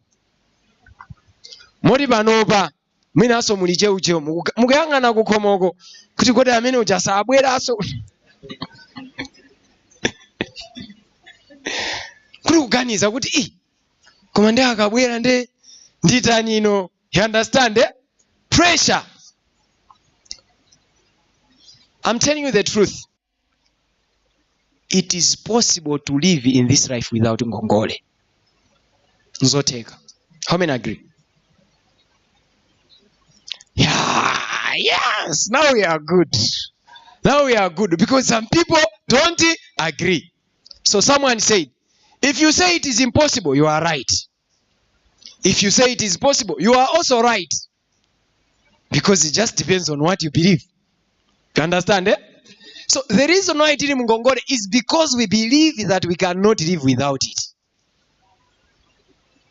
Okay, I will tell you and prove that it is possible to live without ngongole.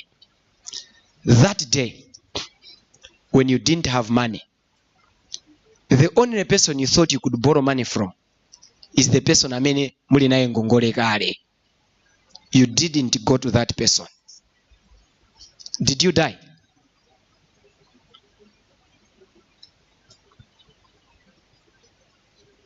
It's as logical as that one. Did you die? That means it is possible because you didn't die. Because we feel like if I don't borrow, when it is impossible. Ai, muno mulibe. Kutapa, mayuni said. Akatapa, amakagula, kubweza, kutapa aso. Sanga gule mayuni sipakashi ya.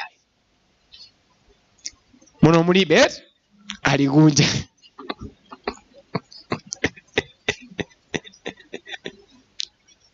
debt-free life. Is it possible? It is possible. That's where you need to plan your life bwino bwino, right? Plan your life bwino bwino. Tineyo ndikale chonchi. Debt management. So ngongole, when it is not managed, that's where it leads someone konena kuti azibwereka ndalama kukabweza ngongole chani inanso, which is a bad loan, eh? It's a bad loan.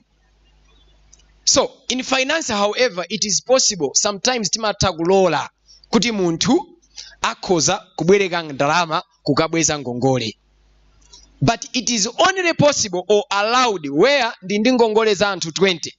Total yose ndi 2 million. Ndikhoza kukangobwereka 2 million imozi nkupereka kwa anthu ose aja kuti ine ndingopanga deal ndi munthu chani mozi. That one is allowed. And verse said, because ukakhala ndi ngongole kwa anthu 20, those are 20 problems. 20 problems, those ones. Because munthu angongole liswa maseweresa nanji ndipo vuto lake munthu amene wabwerekako kandalama kakang'ono kachi 10,000 ndamene amakhala phokososo kwambiri.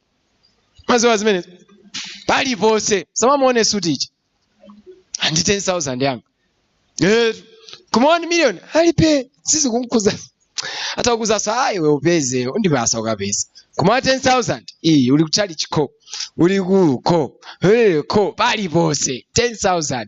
So where muli ndi ngongole zambiri, you are allowed that you can borrow one, settle all and deal with one person, eh? So now let's move. Ngongole yomabwereka ndalama chifukwa chogula zakudya ndiyo ipa. Bad loans, eh? Yeah. Bad loans. Ngongole yokagula zakudya ndiyo ipa. Chifukwa chani? You need to eat 365 days. Nde enano panoba mwina muno mulibe. Simunasaleko olo 1 day simunasaleko.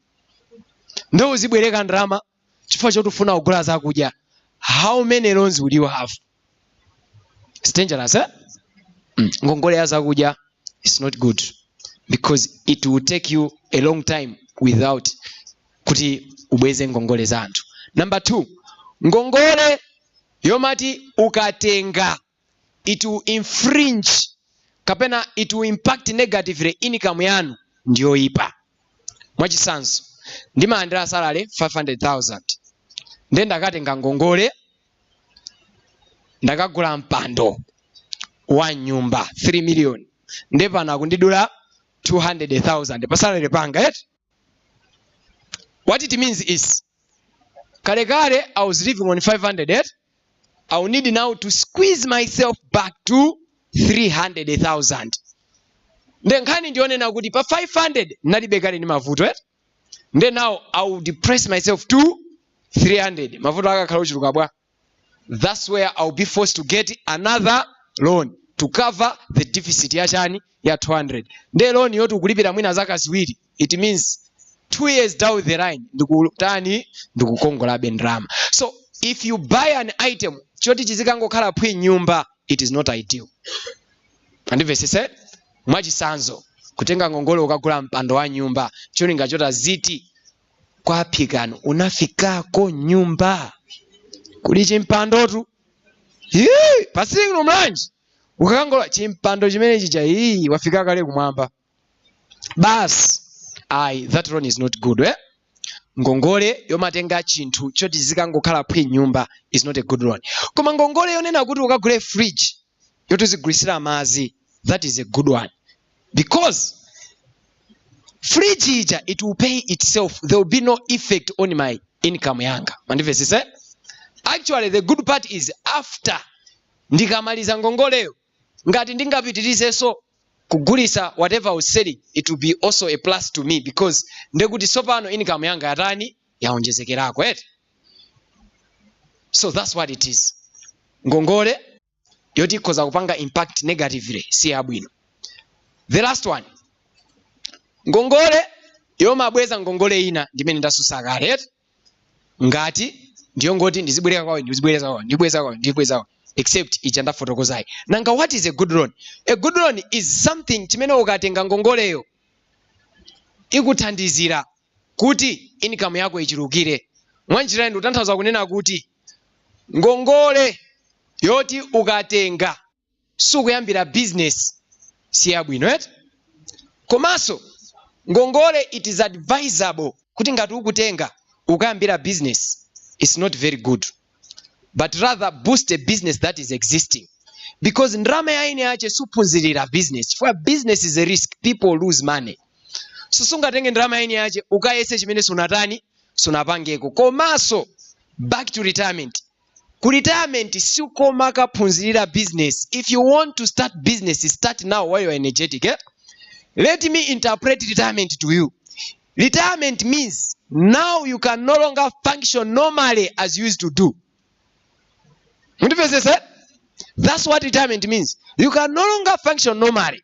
So don't have the confidence that now when you can no longer function normally, in other words, abnormal, right? You can now be able to start something you have never done before. And if it's so if you want to start something like a business, build it now. Nchifukwa chake taona anthu alandi zamba business nikapanga retirement. Akapika retirement kujagula ma minibus ose asowa. Why? Because they are learning. They just give stories. Anyamata atu amene ajandama stories. They will tell you stories. Lero likunavuta a traffic all over. Iwe sunapangeko. Uzingota akunena chani? Zona. So don't start business nthawi manage. So the same way. Ngongole. Ndrama ya ngongole siyo yambira business, rather boost a business that is existing. Right. I'm just trying to check my time. So, timavanga boost business imene chani ilipo kale. So when you boost it, ndiye kuti zimathandizira. Komaso ngongole do not be over ambitious. Because some people they are over ambitious. 10 million sana ikwireko. Business yao amagulisa ndiya 200,000. Afuna akatute ngongole at 10 million. Suicide iru imene. Suicide. I'm telling you the truth. Some people are over ambitious. They want to grow from 200,000, boom, at 10 million. Aye. Do not be too over ambitious. Take it slow but sure. So, ngati income yanu kapena business yanu ili 2 million. Then, ngongole imene mungatenge, at least take 2 million or below. Why should you take within your capital? It's because kuti ngati ndrama ndatenga ngongole ija ndikaluza, because I already have my 2 million, I can just pay back and have my peace. I don't know if you are getting it logically. Yes? Koma mukatenga yochuluka, as an example, imene makamba 200,000 and you get 10 million. You lose the 10 million, my friend. We'll be here in court. Yes? Bwino wake kuno ndiko office kwanu. Nde mwina zizakhala bwino kwambiri. Komaso tayankhula kale zinthuzi. So, I was in Mulanje, like I said, I was teaching these things that of ambitious in finance management regarding debt management. Someone came outside and said, you know, Wycliffe, why did you take so long to come?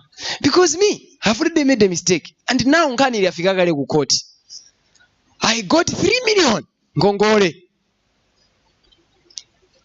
Yose arani apita. Another danger. Please. Ndrama ya ngongole osama mpasa muntu wina kuti akupangireni rani chinthucho. Mundivesese? Kutenga ngongole mukupanga business nde mukampasa muntu wina kuti akupanga. My friend, that person doesn't understand the impact of losing that money. You understand?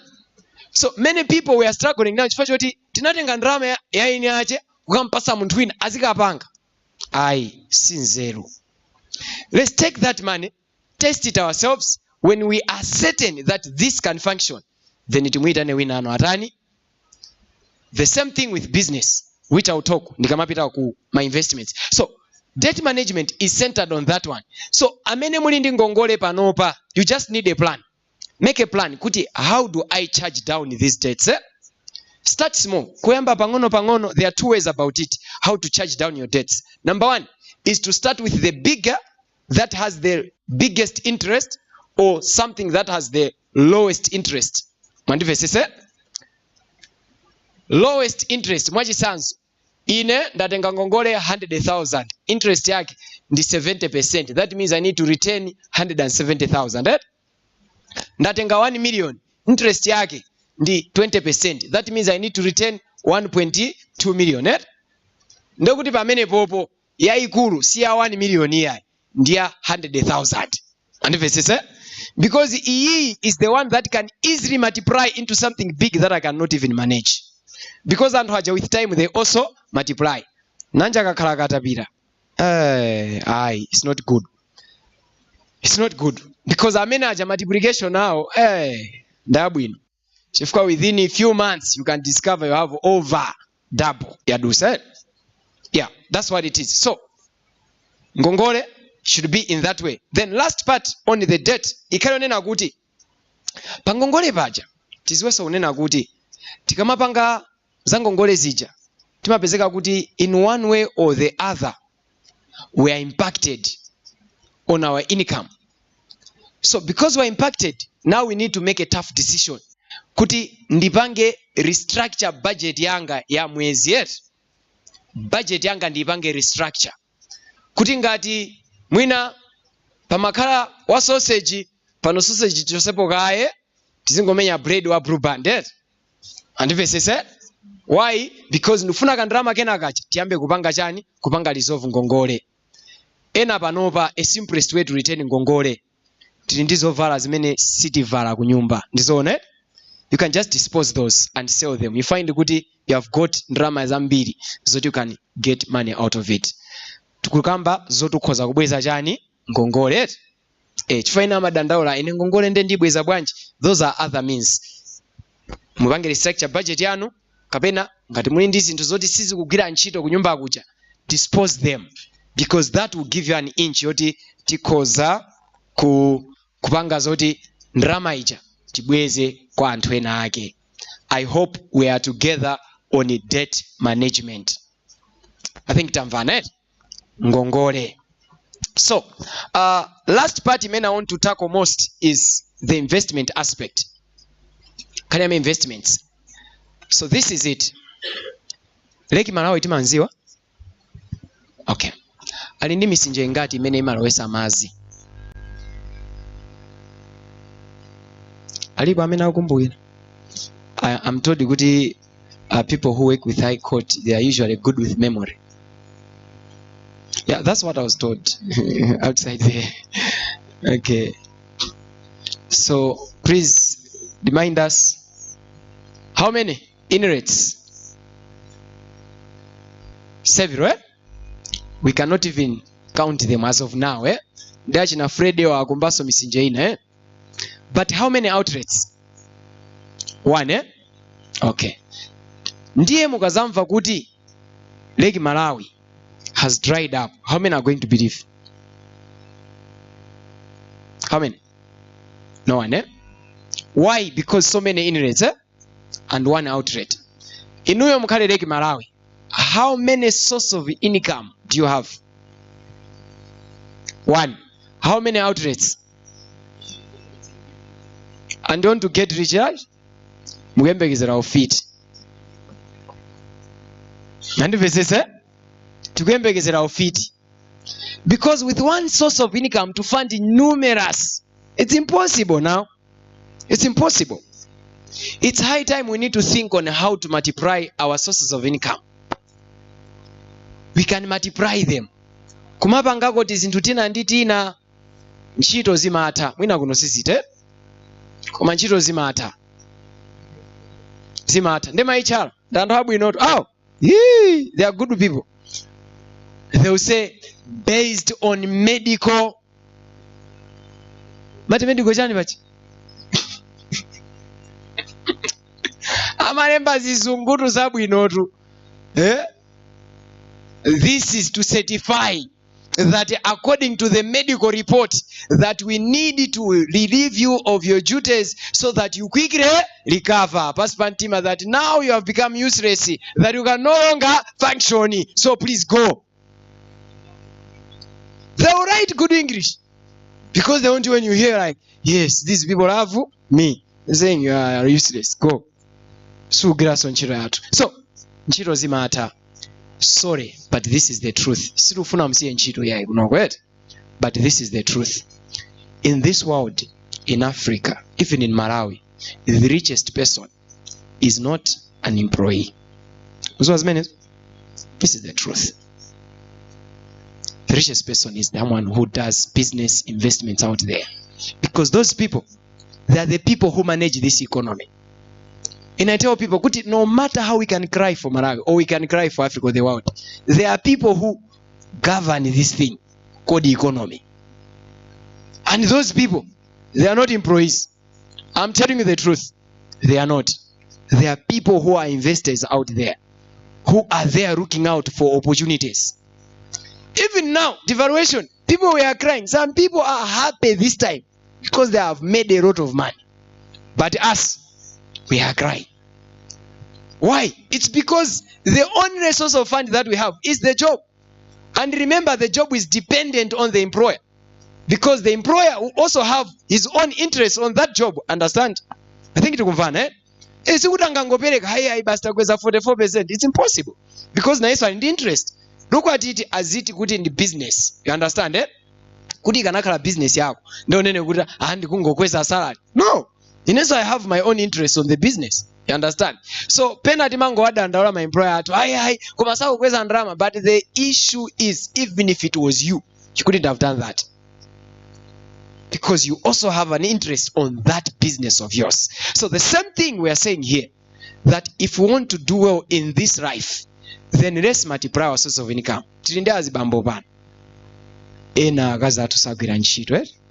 Let's empower them. And the verse said, let's empower them. I know some men who say, you know, atazi bambo ku business iko. Now I ask a question. Kodi munomo mulazi bambo kauka? Chiso ndazi mai? Ndenu mmakumana nawo tu. Si awati nawo. Because some people, that's how they think. Kumandika mpasa business aza kumana, no. Muntu ovuta ndo ovuta bas. That's the truth. So what we're saying, yes, 1 minute that I'm remaining with. So to wrap up everything, what I'm saying is, we need to multiply our sources of income. What is business? I know school anadipunzisa kunena kuti business is buying and selling goods and services for a profit. But I'll tell you another definition of business, and this is it. Using other people's ignorance to make money while they think you are helping them. Simple. Kugulisira ntchito umbuli wa anthu ena ake kuti apange makobidi pamene iwo akuganiza kuti kuwatani kuwathandiza. I tell you the truth. Kodi alimo azimayi muno amene amapanga business ya online chamati taking orders going to Dar es Salaam. Alimo Avron, yes. Sapitaso kulikose. Enaso amangotera mulimbi umu ati going to Dar es Salaam. Amakatitengera zinthu. Nde ena they're even worse. They will see a status of my pity. They will just take that of my pity and post it on their own. And they know my pity is selling at 20,000, they will sell at 30,000. Then someone asks it, sell 30,000, just takes that and forwards 20,000 to the my pity. Then business is done, 10,000 has been won. You understand, eh? That's how people are doing money. And the others, they don't have even capital. This is what they are doing. They'll just say, taking orders, going to south. Then someone will ask, well, how much is this one? He says 100,000. They'll say, okay, I want this one. Say, pay half first. You pay half, that's the capital. I take that one, transport pomwepo, yoga odiraso pomwepo. I'll come back with it. I'll say, pay my half. That is my profit. You understand? You don't need capital. Others here, you have teas into where there are talents. What you can do with hands. Palinchito zina zoti, you live in the office. Kama bali zina you do weka kunyumba. And hamabanga. Tima baking, timatani, timene teach. Small. It builds up something. Let's not belittle our humble beginning. Remember, do not be over ambitious. Life doesn't start from top, it starts from bottom, then you increase. Only a grave, we start from top going down. Only a grave. To wrap up everything, someone said, if you are certain that you don't want problems in this life, one advice for you, and this is it. Please pray to God that you should die Because only in heaven it is said problems are not there. But on this earth, problems will never end. So if we need to develop ourselves, then we need to make tough decisions and start to do something, because life will never be easy. Tisadikire kuti siku lina mavuto azatithera, kapena tisadikire kuti pena pake ndrama izachuluka kuti izakhala kuti apa ndiye ndikusowana zochita ndiye ndiyambe kupangano za retirement. This is the right time that you just need to make a tough decision to yourself. Ichichi ndipanga chonchi, structure your budget bwino bwino. Budget yanga ndikupanga chonchi and start savings. How do you save? Ma savings amakhala mabanki, ma insurance ngati road mutual amakhala nawo kula chinaniko kula chinandani. All those have insurance companies amapanga ma investments. Nde ma investments acha amathandiza, especially insurance imathandiza discipline makamaka chifukwa insurance ikanena kuti uziseva 10 mbale nditeni iru nditeni sizoti haine kuma papa iyayo uperekabe mpaka na nthawi imene atani yapangidwira ije. So discipline is there. Umathandizika kuti ukhale ndi discipline kuseva pang'ono pang'ono. Under Zod Mutual we outside there 10,000 savings account. You are saving for yourself, for the children, retirement planning, for the house, business capital, or any other thing. You save small amount pang'ono pang'ono. Ukaseva mucha, it will help you in a long run. Kutsogoloko umafika poti now because I can be fine. Munaonako maliro oyendesedwa ndi anthu funeral service amakhala bwa akalala I like that one. Actually, I was somewhere in ati Chenko. Someone was saying, was like maliro osamba. Osamba maliro otu asamakale ngati anyankwita zina zake osasamba maliro abwino. Munaonako maliro oti olo cholirira munthu kumapeza kuti kumandilira kuti chani. You understand? But there are places where you go, everything is a reason to cry. Everything is a reason to cry. You just see a child the way is ekinu koma pirizona mwana chonchi ukongoti chonchi koma olosana siwo wa nyumba ukongoti koma mwana ndapuza. Reasons numerous to cry. But there are other places you go there like ndapapa kuti ndizira chifukwa chake chikhale chani. You have to find it. Kuunguza why the person has safely gone with bwino chilichonse in order. So what we are saying is maliro anthuzi acha amathandizira koma nkhani ndiona kuti anthu amene ajasolemera. There are simple things that they do because amangopanga contribute as low as 3,500 that I know. Aliyese panopa akhoza kutani kukwanisa as low as 3,500 and 3,500 here it is for me and my children without a spouse. If I include the spouse I'll do 6.7 while we are doing maliro coverage kuyambira pamene munthu atisira. We are dealing with the body from where watisira tumpita naye kumochale kwatu. We do embalming, washing, dressing. Then after that we have a coffin, then hair transport. Anywhere in Malawi we go there. Before we go there we give a grocery allowance. But of course there are categories in grocery allowance and coffin, because some is a mere coffin, then a casket, then a dome casket. So depending on what you prefer, we have executive dome caskets and every other note.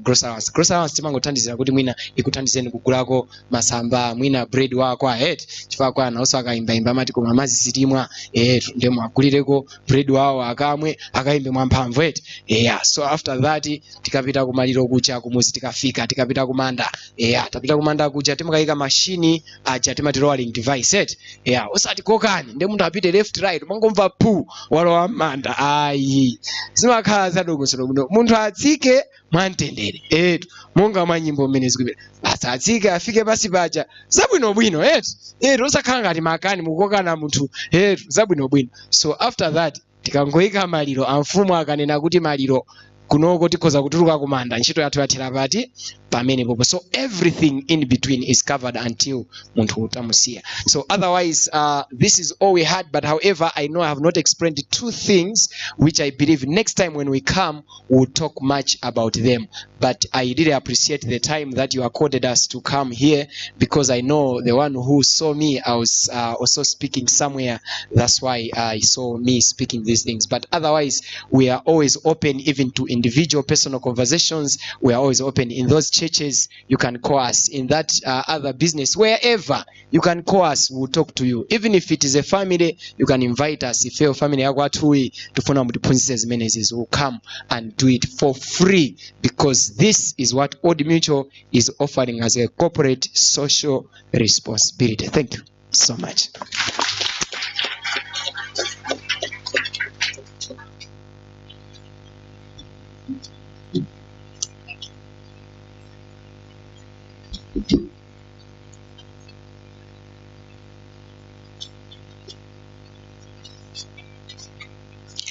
Thank you, Mr. Makaka, for the presentation.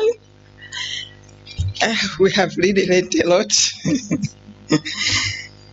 Now, this is the time that we can make comments and also ask questions to our facilitators. So let's feel free. They are here waiting for our questions. Yes.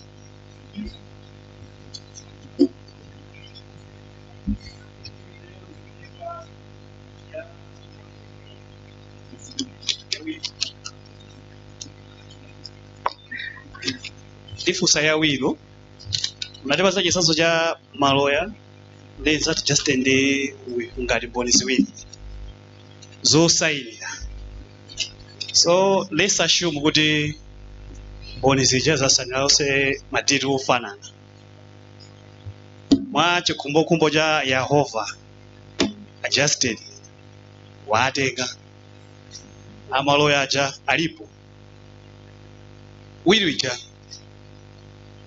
tipanga bwanji manage ngozi maneno ndi mboni zija zikhale kuti zikusayina madeti ofanana sizipanga affect kuti akazakhala kuti madeti asiyana ndi mboni yoyamba ija foli ya salabu imodzi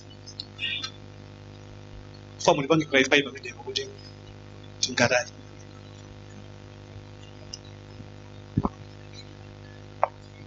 Yes.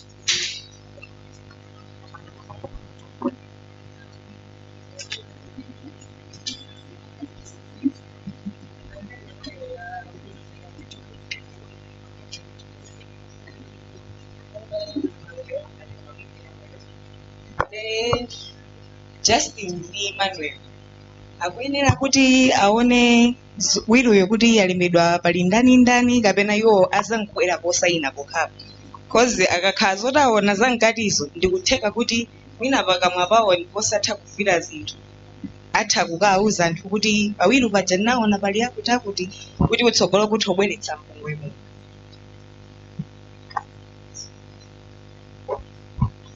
Yes, please.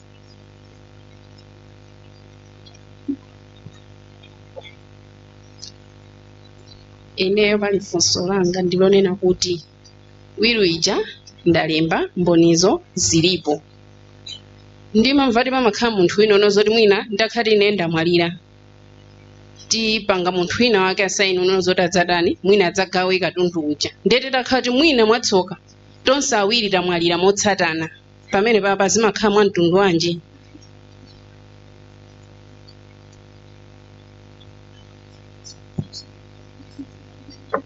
Mailede ine sindikufunsa china chilichonse koma kupempha unena kuti uthengawu ndi wabwino komano muna ife titha kuuziwa zikanakhala zabwino kwambiri mutakhala kuti mwatusako kuti mabuku lina lake kumatigayira kuti nafe sizikawuza anthu ena.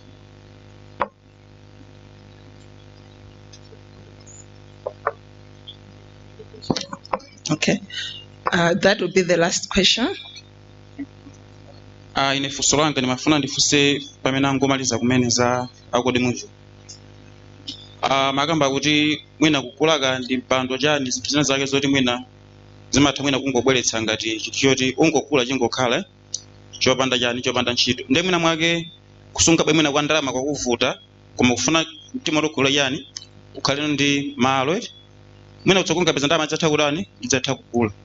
Ndipo ndalama ikuvuta kuti usunge mwina pakamodzi mwina nanga lero yonchi nthawi ina devaluation zipeza nthikizani zikukwera mwina ndipeze ndalama ndilani ndigule malo ndikuwasiya mwina utha kutenga kandi ku banki kakuti ndemwe ngolenga timene iyi mwina mungatithandizireso bwanji mbali na kuti ungapangeno bwanji mainga ndimene kusunga ndamo makhalikira funa zimene ngandi kusunga ndama ndimene ndi moyo mwina retirement yake isanafike mafumu thandiza bene boko ziko.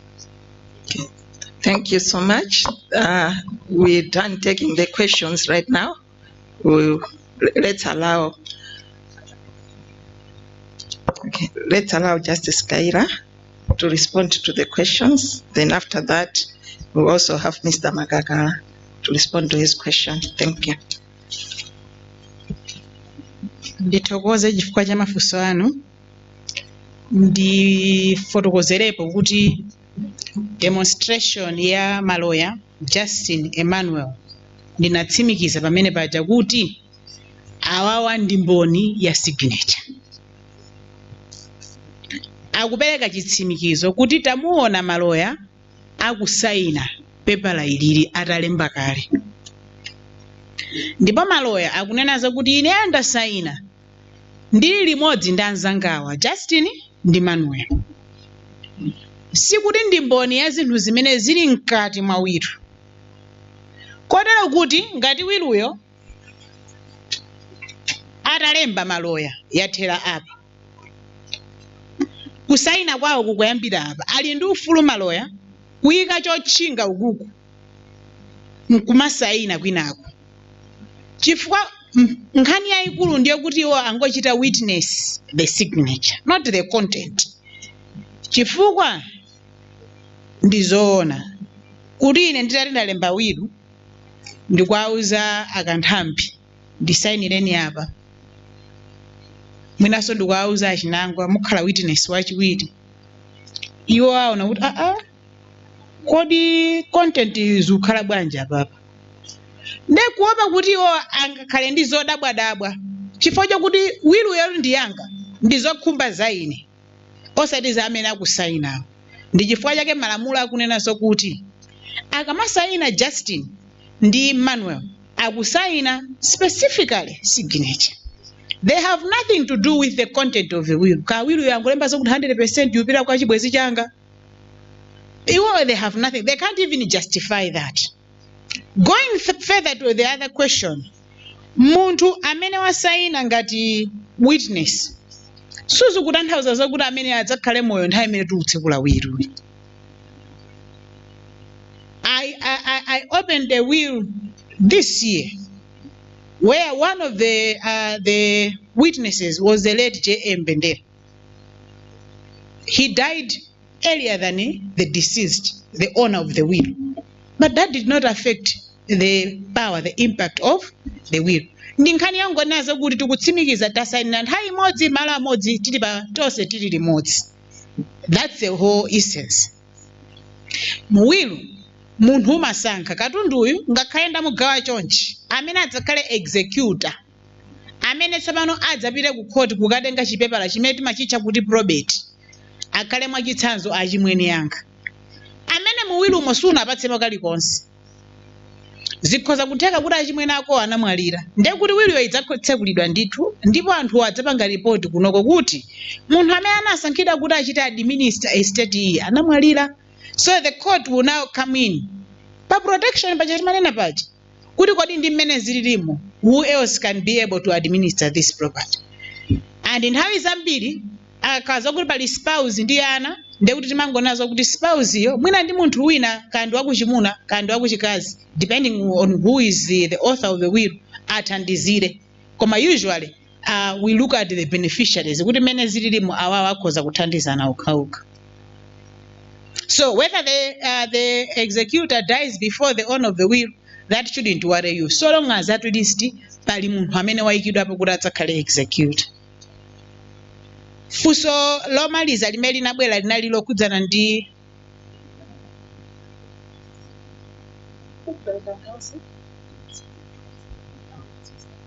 okay. Yeah, so I think in the banga answer, even the one where you were wondering where somebody has died.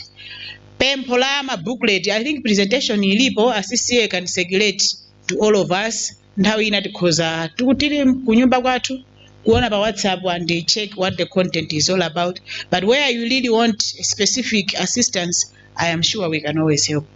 Chakaka.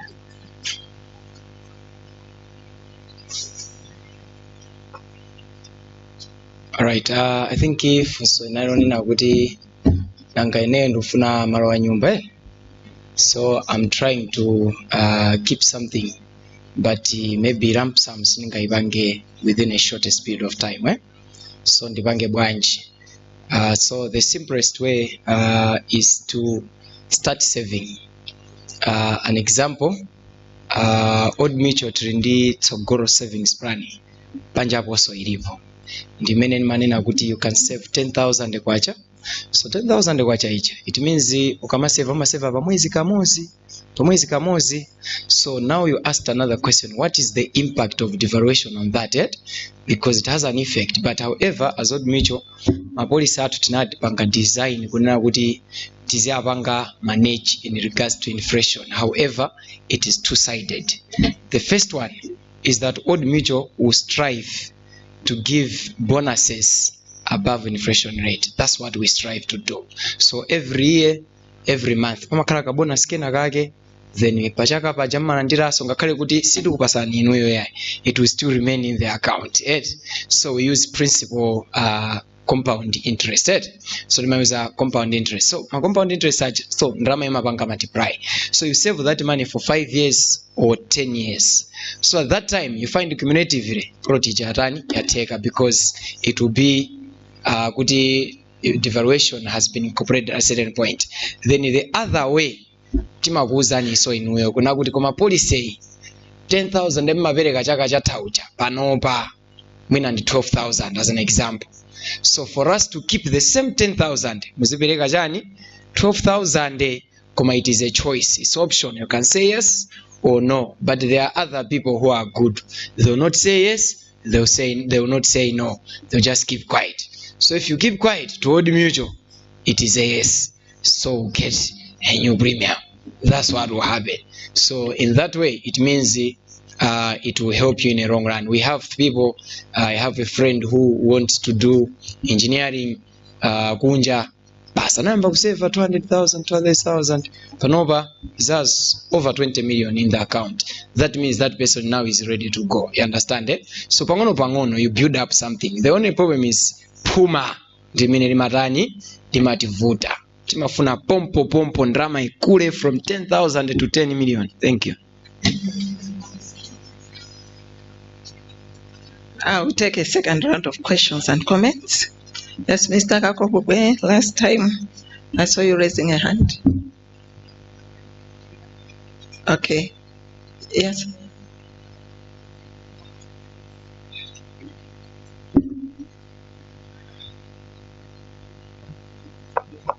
Okay, kusolanga lupira kumailede la lokuza wivu.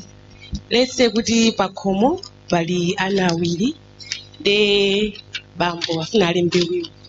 Nzotheka kuti amuze mwana amene amamukonda kwambiri kuti pawiri ine funa ndike kweweyo, let's say munaka 50% inayo ndipanga spread kwa kanda akazanga kandi mwana winayo ndizotheka mafuna ndizo. Yes, Mr. Chair.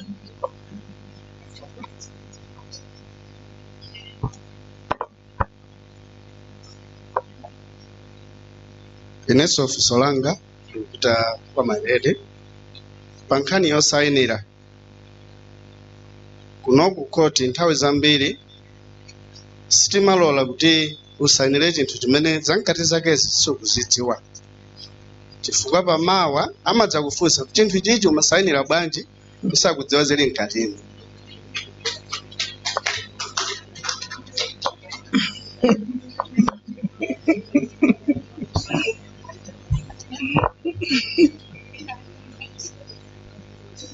Any questions, Mr. Pia?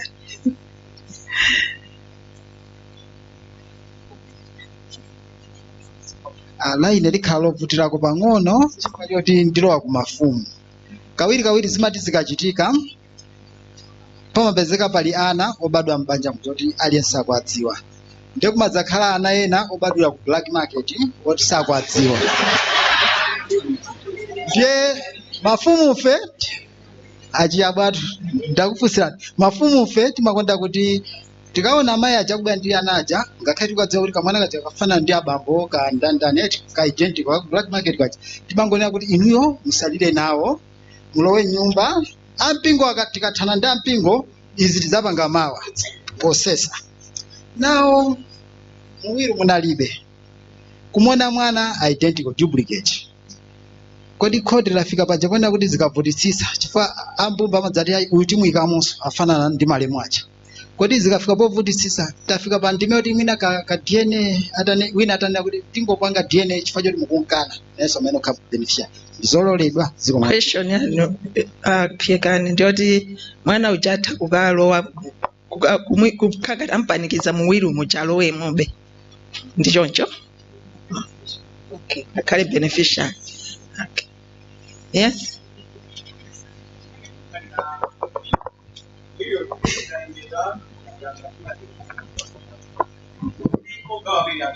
apoti kunoko kapena ndi anthu kapena amene akadolowe.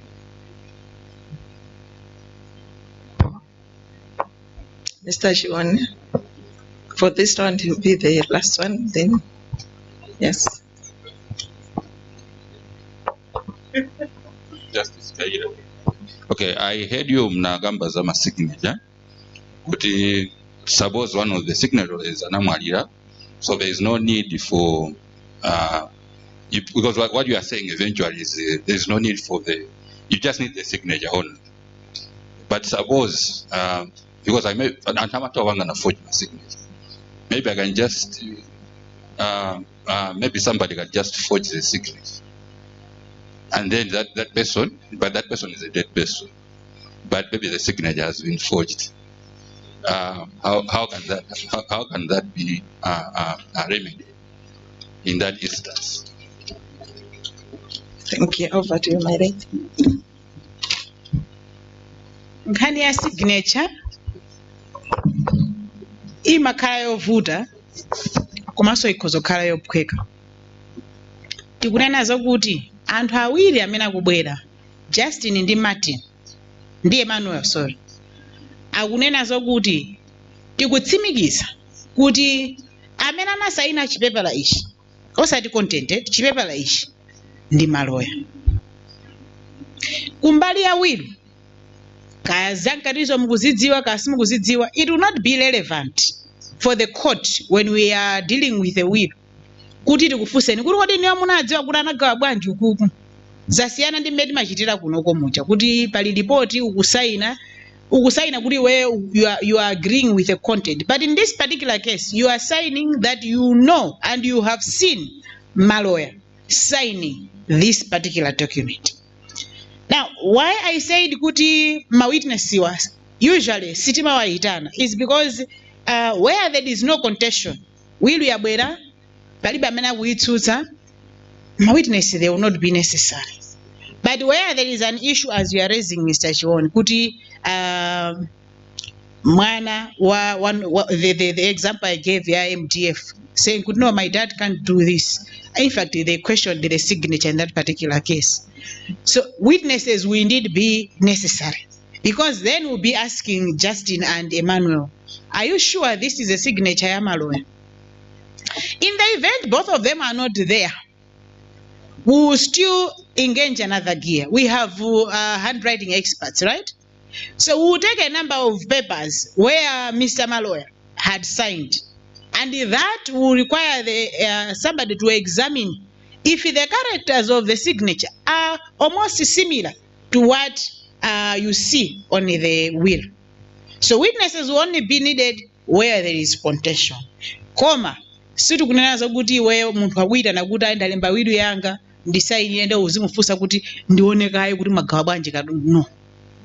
Because that would discourage people from writing wills. In a moment of excitement, you will tell others, sana kuike nitu pa wiru, mungu vuti koma pikira sima awa. So to avoid that, you shouldn't know the content. You must only say that I saw my lawyer signing, and indeed this is his signature, and it is not only me. We don't want just your testimony, but a second testimony to substantiate the fact that indeed my lawyer signed this particular document. I hope ndayankha funso la kumbu, your concern, and yeah, those two. Now there was an issue of whether you need to tell your child. I would discourage doing that. I would discourage that because then it will it will create the tension and will come back to what the DR had said. Ana wasazikondana mofana na chifukwa zona zokuti aifende kuti value imene bambo amatipatsa pakoma panopa ndiyosiyana. And that can also create a lot of tension in the house.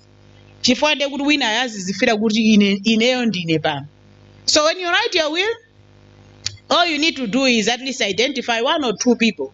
Nkungwauza kuti ineyo nalemba will ilikuwa registrar yukusungidwa. In the event I die, at least one of you possessor will be able to tell kanda fumu kandi mwini mbumba kuti kukulichani kote kuli will. Lastly, mwana amene wabadwa amene sana badwe mumbanja ilili limene tikulidziwa kandi fako ofesi kanda kumakuka uko amene pa malamulo ndofunika kuti apatsidwa kale beneficiary. Akaza kuti ndi mwana amene onse achibale anu akumukana, which sometimes happen and it is very rare because believe you me, olo mwana yadakazo kuti mwakabereka kutali kotani, the spacing he was mentioning, wina ali kukalonga, wina ali kuchitipa, wina ali kuchikwawa, wina ali kulilongo. Achimwene amene wawa amapeza ndithu mchemo ali wina wakamamuza kuti neyo naphochola pena pake pakuti pali mwana. You will still find someone within the family they will know. But in the event that they don't know, this child can indeed undergo DNA. And we have those cases. I think as of now, I think in the Family and Probate Division this year we've ordered close to 4 DNA tests of that nature, where the wife is saying, Amunanga, there is no way I can ashita is this. But there is a woman who is coming with a son and who is saying, Mana uyu, abambake ndawao, and abamboa. Period imena kunana zokuti amasowa pakomo. Ndiyo yofanana ndimene mwana yusu anataniko. Anabado. What do we do? We order DNA and currently DNA samples are being taken at Maiwatu. They are working hand in hand with South Africa and Zambia. But I know we are setting a DNA center in the country and people have been trained. Luckily, I was one of the people being trained and even training others, the importance of them coming to court with that evidence. So I am very certain this center is going to start to hit the ground running, most likely by mid-year. So we will have no excuse in terms of expenses because the center will be working here. So DNA is acceptable as evidence to prove that this is a child. And if in the will you didn't provide for this particular child, ndeti kachepetsa. Masikisita jamuna mpata first born ajati kachotsa koteni, kuna kusoteni tisonkanize, uyuyu atani kote. Apeze pocholowa. Mamwai, uyuyu wakunja amakundokhala wang'ono. Nde malamulo amanena zokuti amene ali wang'ono kwambiri timpatse zochuluka chifukwa zofuna zake ndi zambiri. Now the challenge is awawa amene mumakhala nawo nyumba mwanu akulirani kawiri. 1, simunawakonde powauza kuti ali ndi m'bale wawo kunja. Number 2, simunawakonde poonetsetsa kuti mwagawa kale kuti uyu amene ali kunjayi adziwiretu kuti ine nditenga 20 though ndine wang'ono koma chifukwa chakulukuku ndakhala ngati ndangobwera mungobwera kwene. So each and every child who has been proven to belong to the deceased will benefit from this, the properties. Thank you.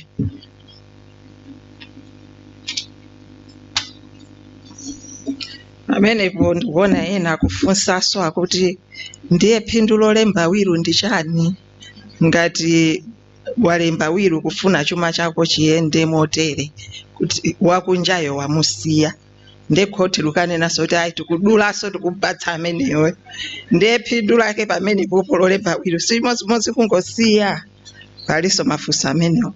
Now we also open the floor to those who are hearing us, who are participating online. If there are any questions, nobody. Okay. Yes.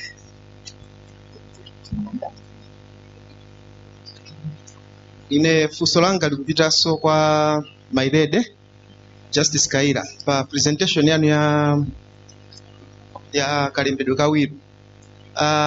Mascenario awiri.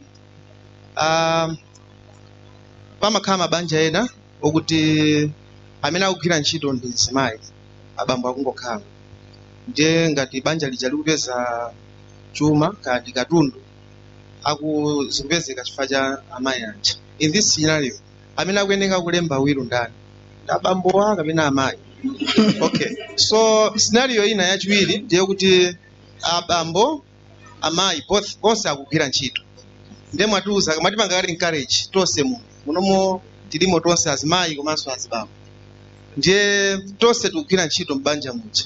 Kodi ndiye kuti mzimayi akuyeneka alembe wilo yake, zibambonso alembe wilo yake. Ndiye zikhoza kupezeka kuti no katundu uja akupezera limodzi, akapeza ndalama zija onse akugwira ntchito. Ndipo lemba paja katundu azimukhawa motani, popeza aliyense akulemba zoti nzake sakudziwa. Siko. Yes, a hand. There was a hand somewhere here. Yes, yes, please.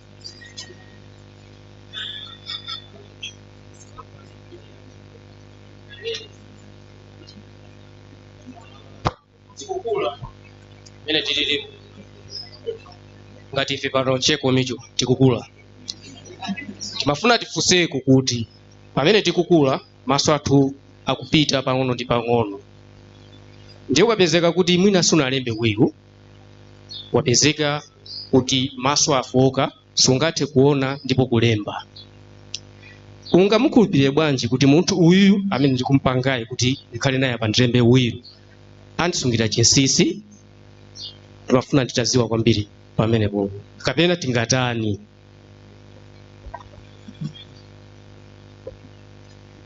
Yes.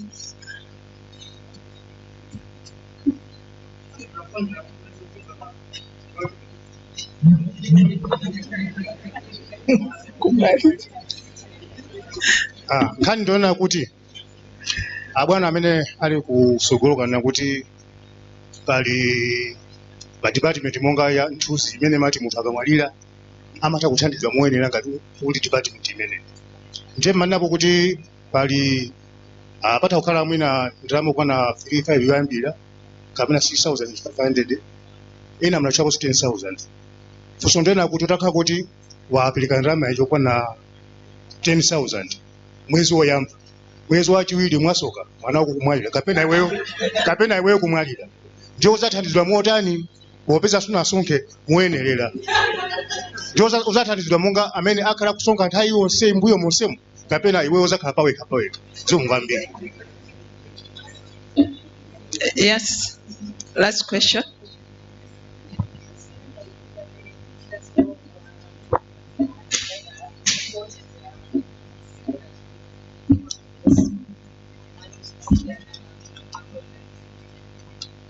Let's say kuti mmene mwatifotokozera apa pali munthu wina ake omwe akuwandikira kupita ku retirement, sanasungire kuyambira mbuyomu, waganiza zoti alipeze product yanu mmene masunga mwina let's say ya 10 years, ndiye pa 10 years paja wayamba akuzafika mwina chaka chachi 6 retirement yafika, muzamuthandiza bwanji pomwe deduction yanu imadula basali nde kutsogolo kusakhala zotani?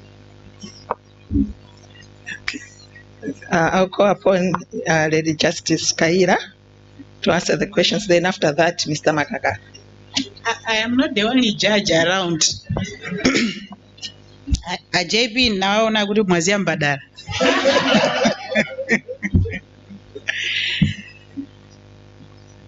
Amayi akugwira ntchito, abambo amasunga pa khomo, katundu agawe ndi ndani. So mwina mbali imene sindinakambeko kwambiri ndi ya joint will. Ine ndakayira tikhoza lemba will jointly disposing of the properties that we have. Komanso ndikhoza lemba pandekha. Ku family and probate, nkhani ya property timayiona mosiyana mwina ndi mmene ambiri amaganizirira. Banja limene wina akugwira ntchito wina sakugwira, mwina kusagwira ntchito kumene tikutchula pa nkokuti sakulowa mu ofisi, koma ntchito yosamala pa khomo ni ntchito so imeneyo mwakuti mukabwera ku family and probate timayichita quantify. Mayi amene sakugwira ntchito ali ndi interest, ali ndi chidwi pakatunduwo chifukwa nayenso akuchita contribute indirectly. Similarly mzibambo amene sakugwira ntchito koma akukhala pa khomopo ndi amene akumacheza ndi ana pamene amayi wali ku ntchito timayichita so quantify. So interest yake munthu uyuyu singakhale 100% pese komabe ali ndi gawo pakatundu ameneyo. Anthu amene wakuloledwa kuti aliyense akhoza kulemba wilu payekha.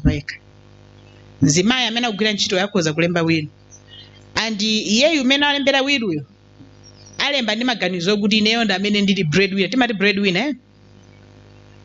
Koma pamapeto pake ngati onse atati wina walemba. What will be required ikadzabwera no ku court ngati mmodzi wayo wamwalira is to ascertain part imeneyo yokuti munthu uyu akupanga dispose of property having been the breadwinner or having been the person who was staying at home. If we see that the distribution seems to be extremely unfair, especially to the immediate family, that's when we intervene, but those are very extremely exceptional instances. So mukhozolemba aliyese wilu yake winaso yake mukhozolembera wilu yo limodzi. Ndikukhulupirira ndayankha funso ndipo ndikukhulupiriranso kuti ena akhozoyikapo nzeru kuonjezera kuti tikhozokhala clear. There was another question, yeah, disability, a person with disability. Mwina amangolankhula with the diploma set, but essentially what he's saying is we have a person with a disability, and the disability is sight, the vision. Munthu amene saona koma akufuna kuti alembe wilu. Azizathu ajama use braille. Ndipo amakhala ndi anthu owawerengera translating from is this ordinary to the braille side. We accept kuti munthu amene ukumupanga trust akhoza kukuthandizira kulemba koma ndiye kuti akalemba uyenekera uchite confirm iweyo kuti content imene iyi ndiyoona. And it is advisable for those people who use braille or those who have challenges with sight, apart from this person that they have trusted, at least have a second person. Chifukwa alipo anthu ena achipongwete ukhozowazozo kuti neyo TX ndikuyisiya kwa mwana wanga woyamba iwo akulemba wachiwiri. It's very possible people are wicked. So you need to have somebody at least to verify. After verifying, then the issues of signatures will come in. I hope ndayankha momveka bwino. Zinazo ndendi za imfa za ku makakala, you can come and respond. Oh, there was another question from our online audience. Sikuti ife tikukasula zolinga zanu. Koma ife tungokuthandizani kuti mukwaniritse udindo wanu umene mwausiya kuno kubwalo.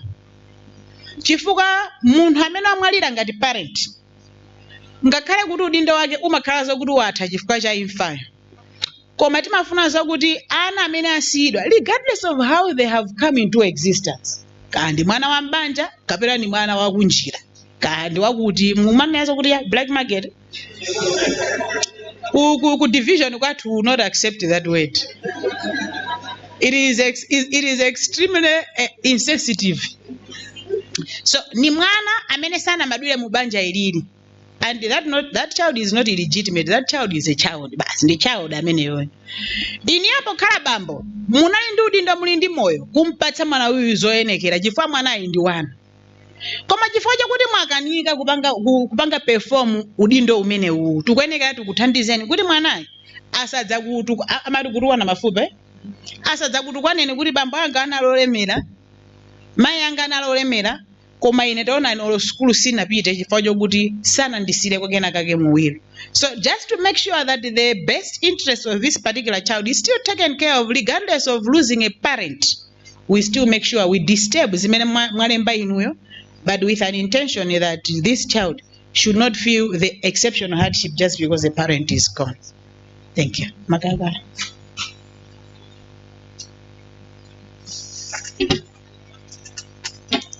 Right, so mafunso awiri oyamba kuti nanga munthu akapezeka kuti wakupangako contribute kamozi then maliro achitika, what will happen? So for nthuzi funeral plan, this is what we do.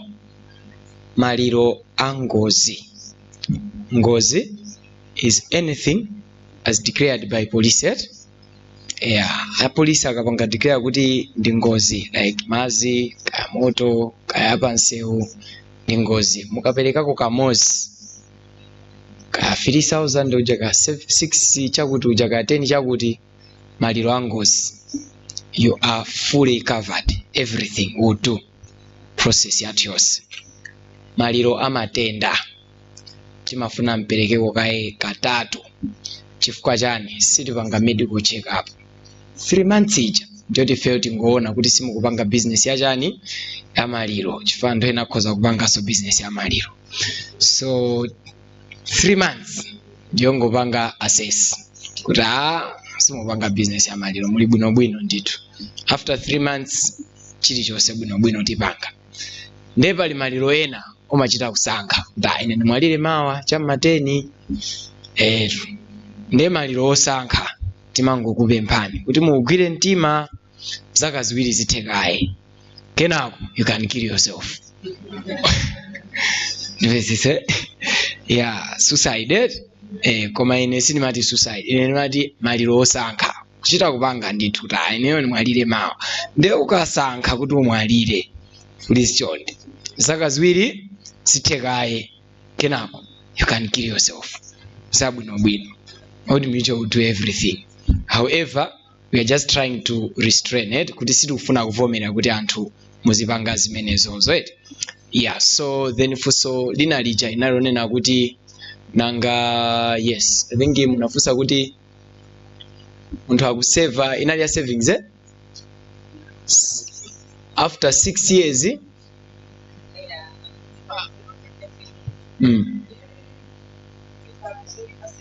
Wapanga retire. Aha, that's a good one. Nakumbukirana. So product yatu ndi mene ilili. It's not only someone amene ali akugira ntchito nda amene akhoza kugula. No, even what business can buy. So after retirement umakhalabe ndi kasoso fund kena yeah, mwina kapa 14 kaja kapena mwayamba business then kena kumakapeza, because this one you just choose a date. Ine muzi ndidula pa 10 as an example.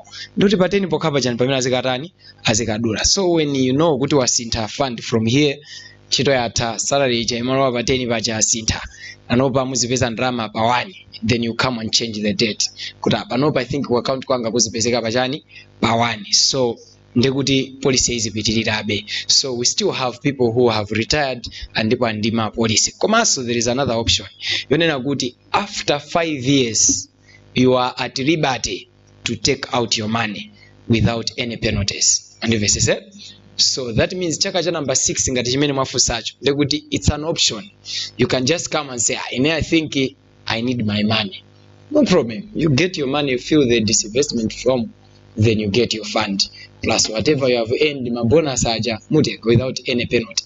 Koma if you decided to disinvest the first 5 years, kuli zibalo. Timapereka zibalo nditu zabwino. First year 50% loss. Second year 30% loss. Third year 15% loss. Fourth year 10% loss. Fifth year 5%.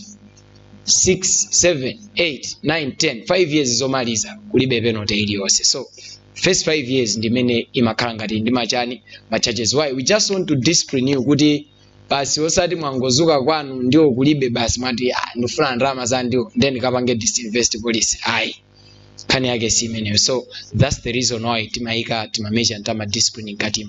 Koma we also give a freedom yonena kuti after 6 months 20% of your fund is accessible for emergencies.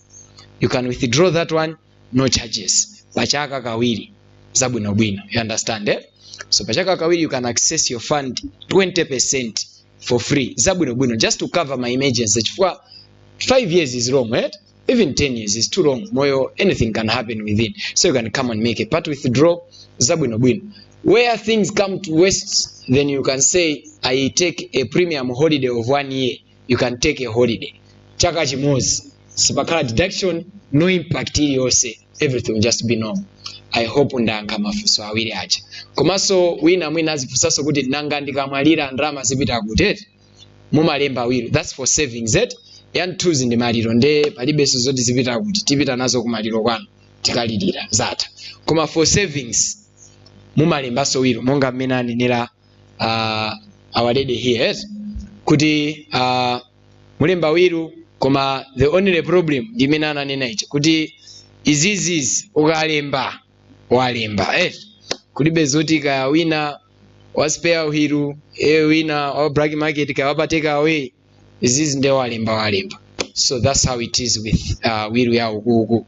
Koma you can write then zabwino mwino. Koma so date masankha no ngati for now you just choose Eneo ndiyambe mwina Mathendi kapena January, that's fine. I hope we are together. Thank you so much. I think in dark.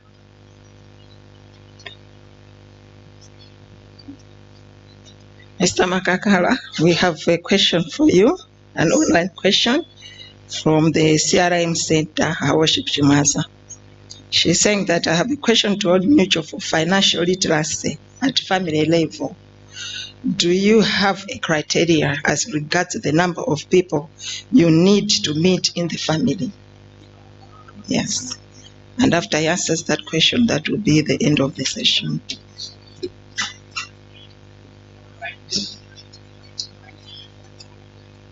So regarding the number, no, we don't have a number, because if we can deal with one, it means we can deal with any number. Yeah, even at a personal level, we can engage and talk to you on personal matters. So no number, minimum, no.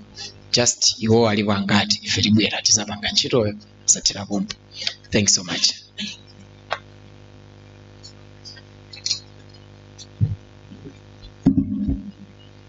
That marks the end of our plenary session.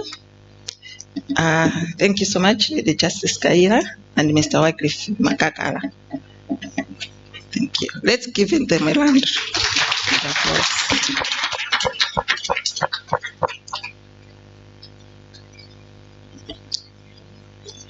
My Lord Judge President of the Supreme Court of Appeal, now is the time for closing formalities, and I call the Deputy Registrar to come forward.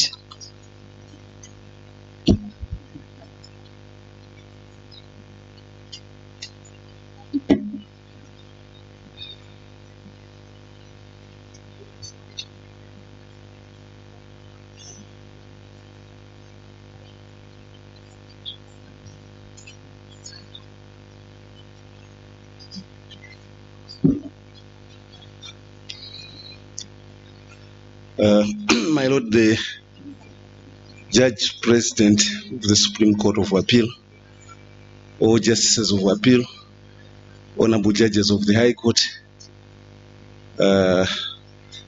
all Judicial Officers, Madam Chikagwa and your support services.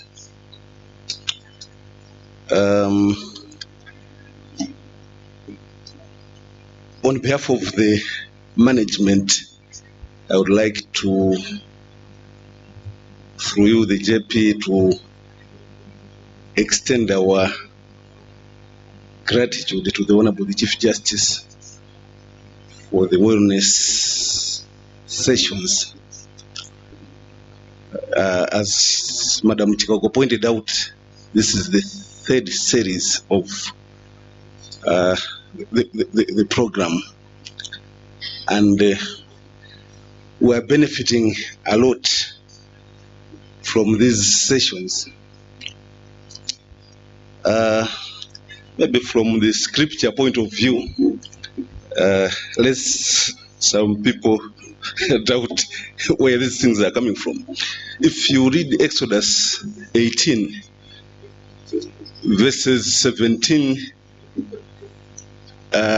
somewhere there, okay, the father-in-law of Moses, a man called Mr. Jethro, visited him, and he found him adjudicating cases from morning to evening, Then he called him and said, "What are you doing? He says, I'm dispensing justice. But what we are doing is not right. Then I think that's where maybe the profession of judgeship, he advised him that no, you can't just be sitting, you are just wearing yourself out. So apart from deciding cases, we need to take care of ourselves. We are people too.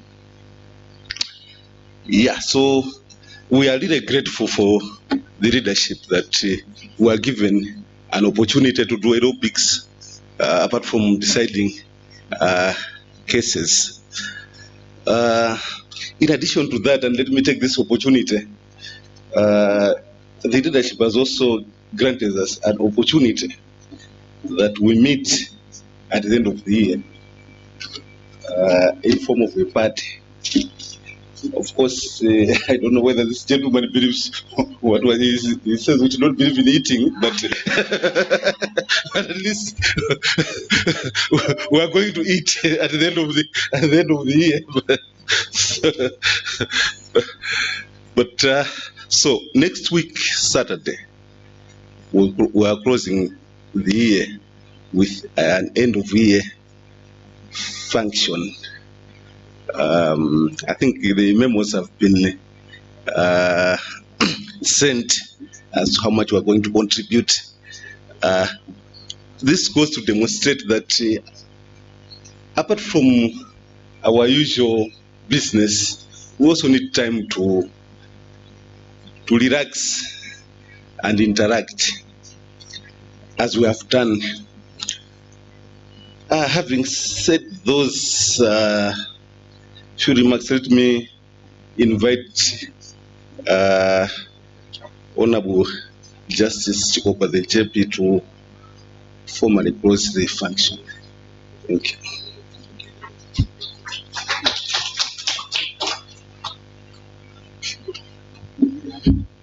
Thank you very much, Honorable Deputy Registrar.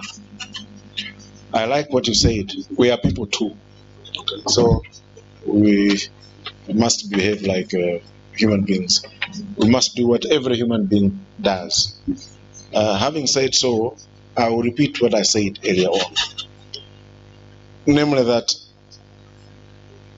we are extremely thankful that our leadership is trying to look after us, not just from 7:30 to 4:30, but beyond that, the totality of us all. So aerobics, I suppose it is to keep us in good shape physically, though I understand one of us anagwande anabinya sindimchula kwa mankani ndiona.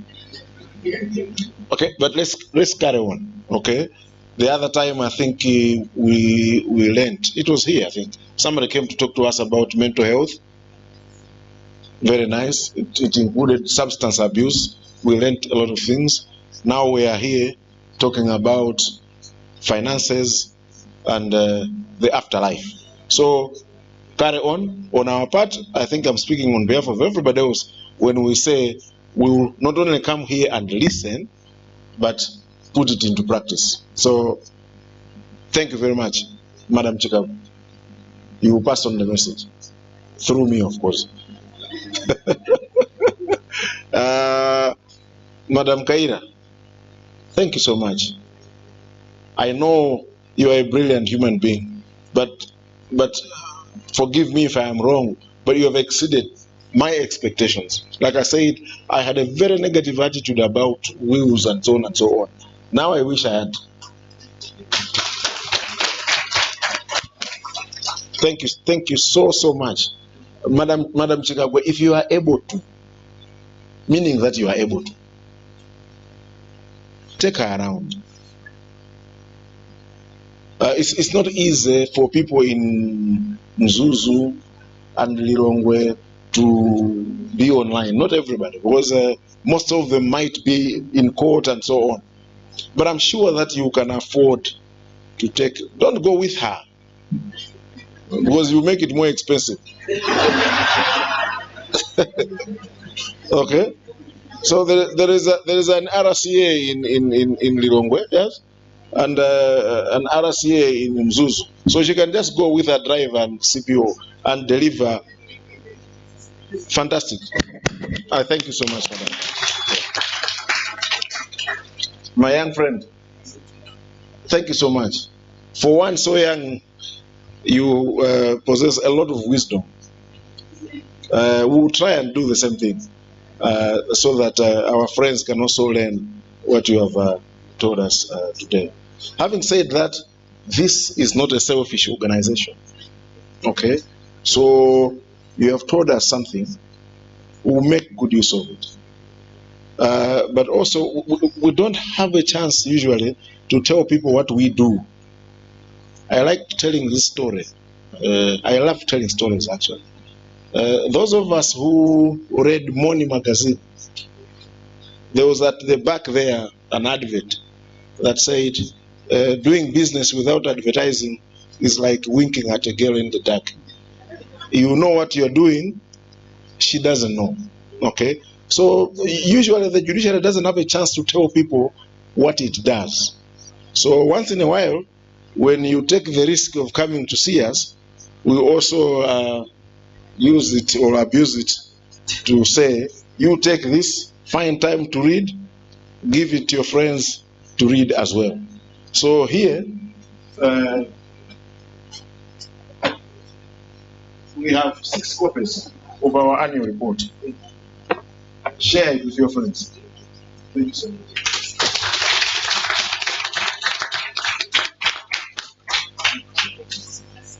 So I'm sure I am in order, Madam. This is the end. Thank you so much.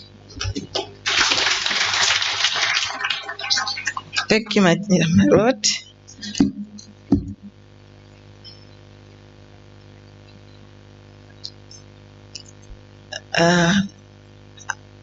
After the close of the session, we will stand on protocol, and then the Judge President of the Supreme Court of Appeal and his entourage will leave together with the all judges here in present. Thank you. And as we are going out, we'll receive a bottle of refreshments and the water or the other sweet water, but not judicial water. Now go upon a volunteer to close our session with a prayer. Volunteer.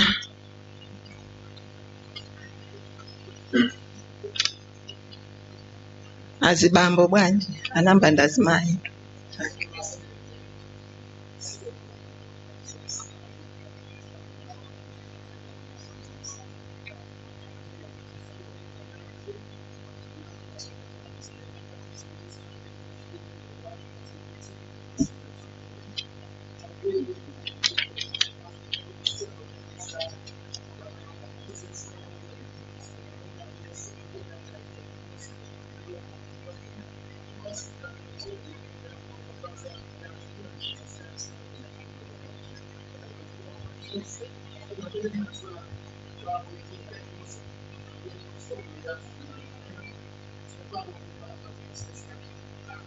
Amen.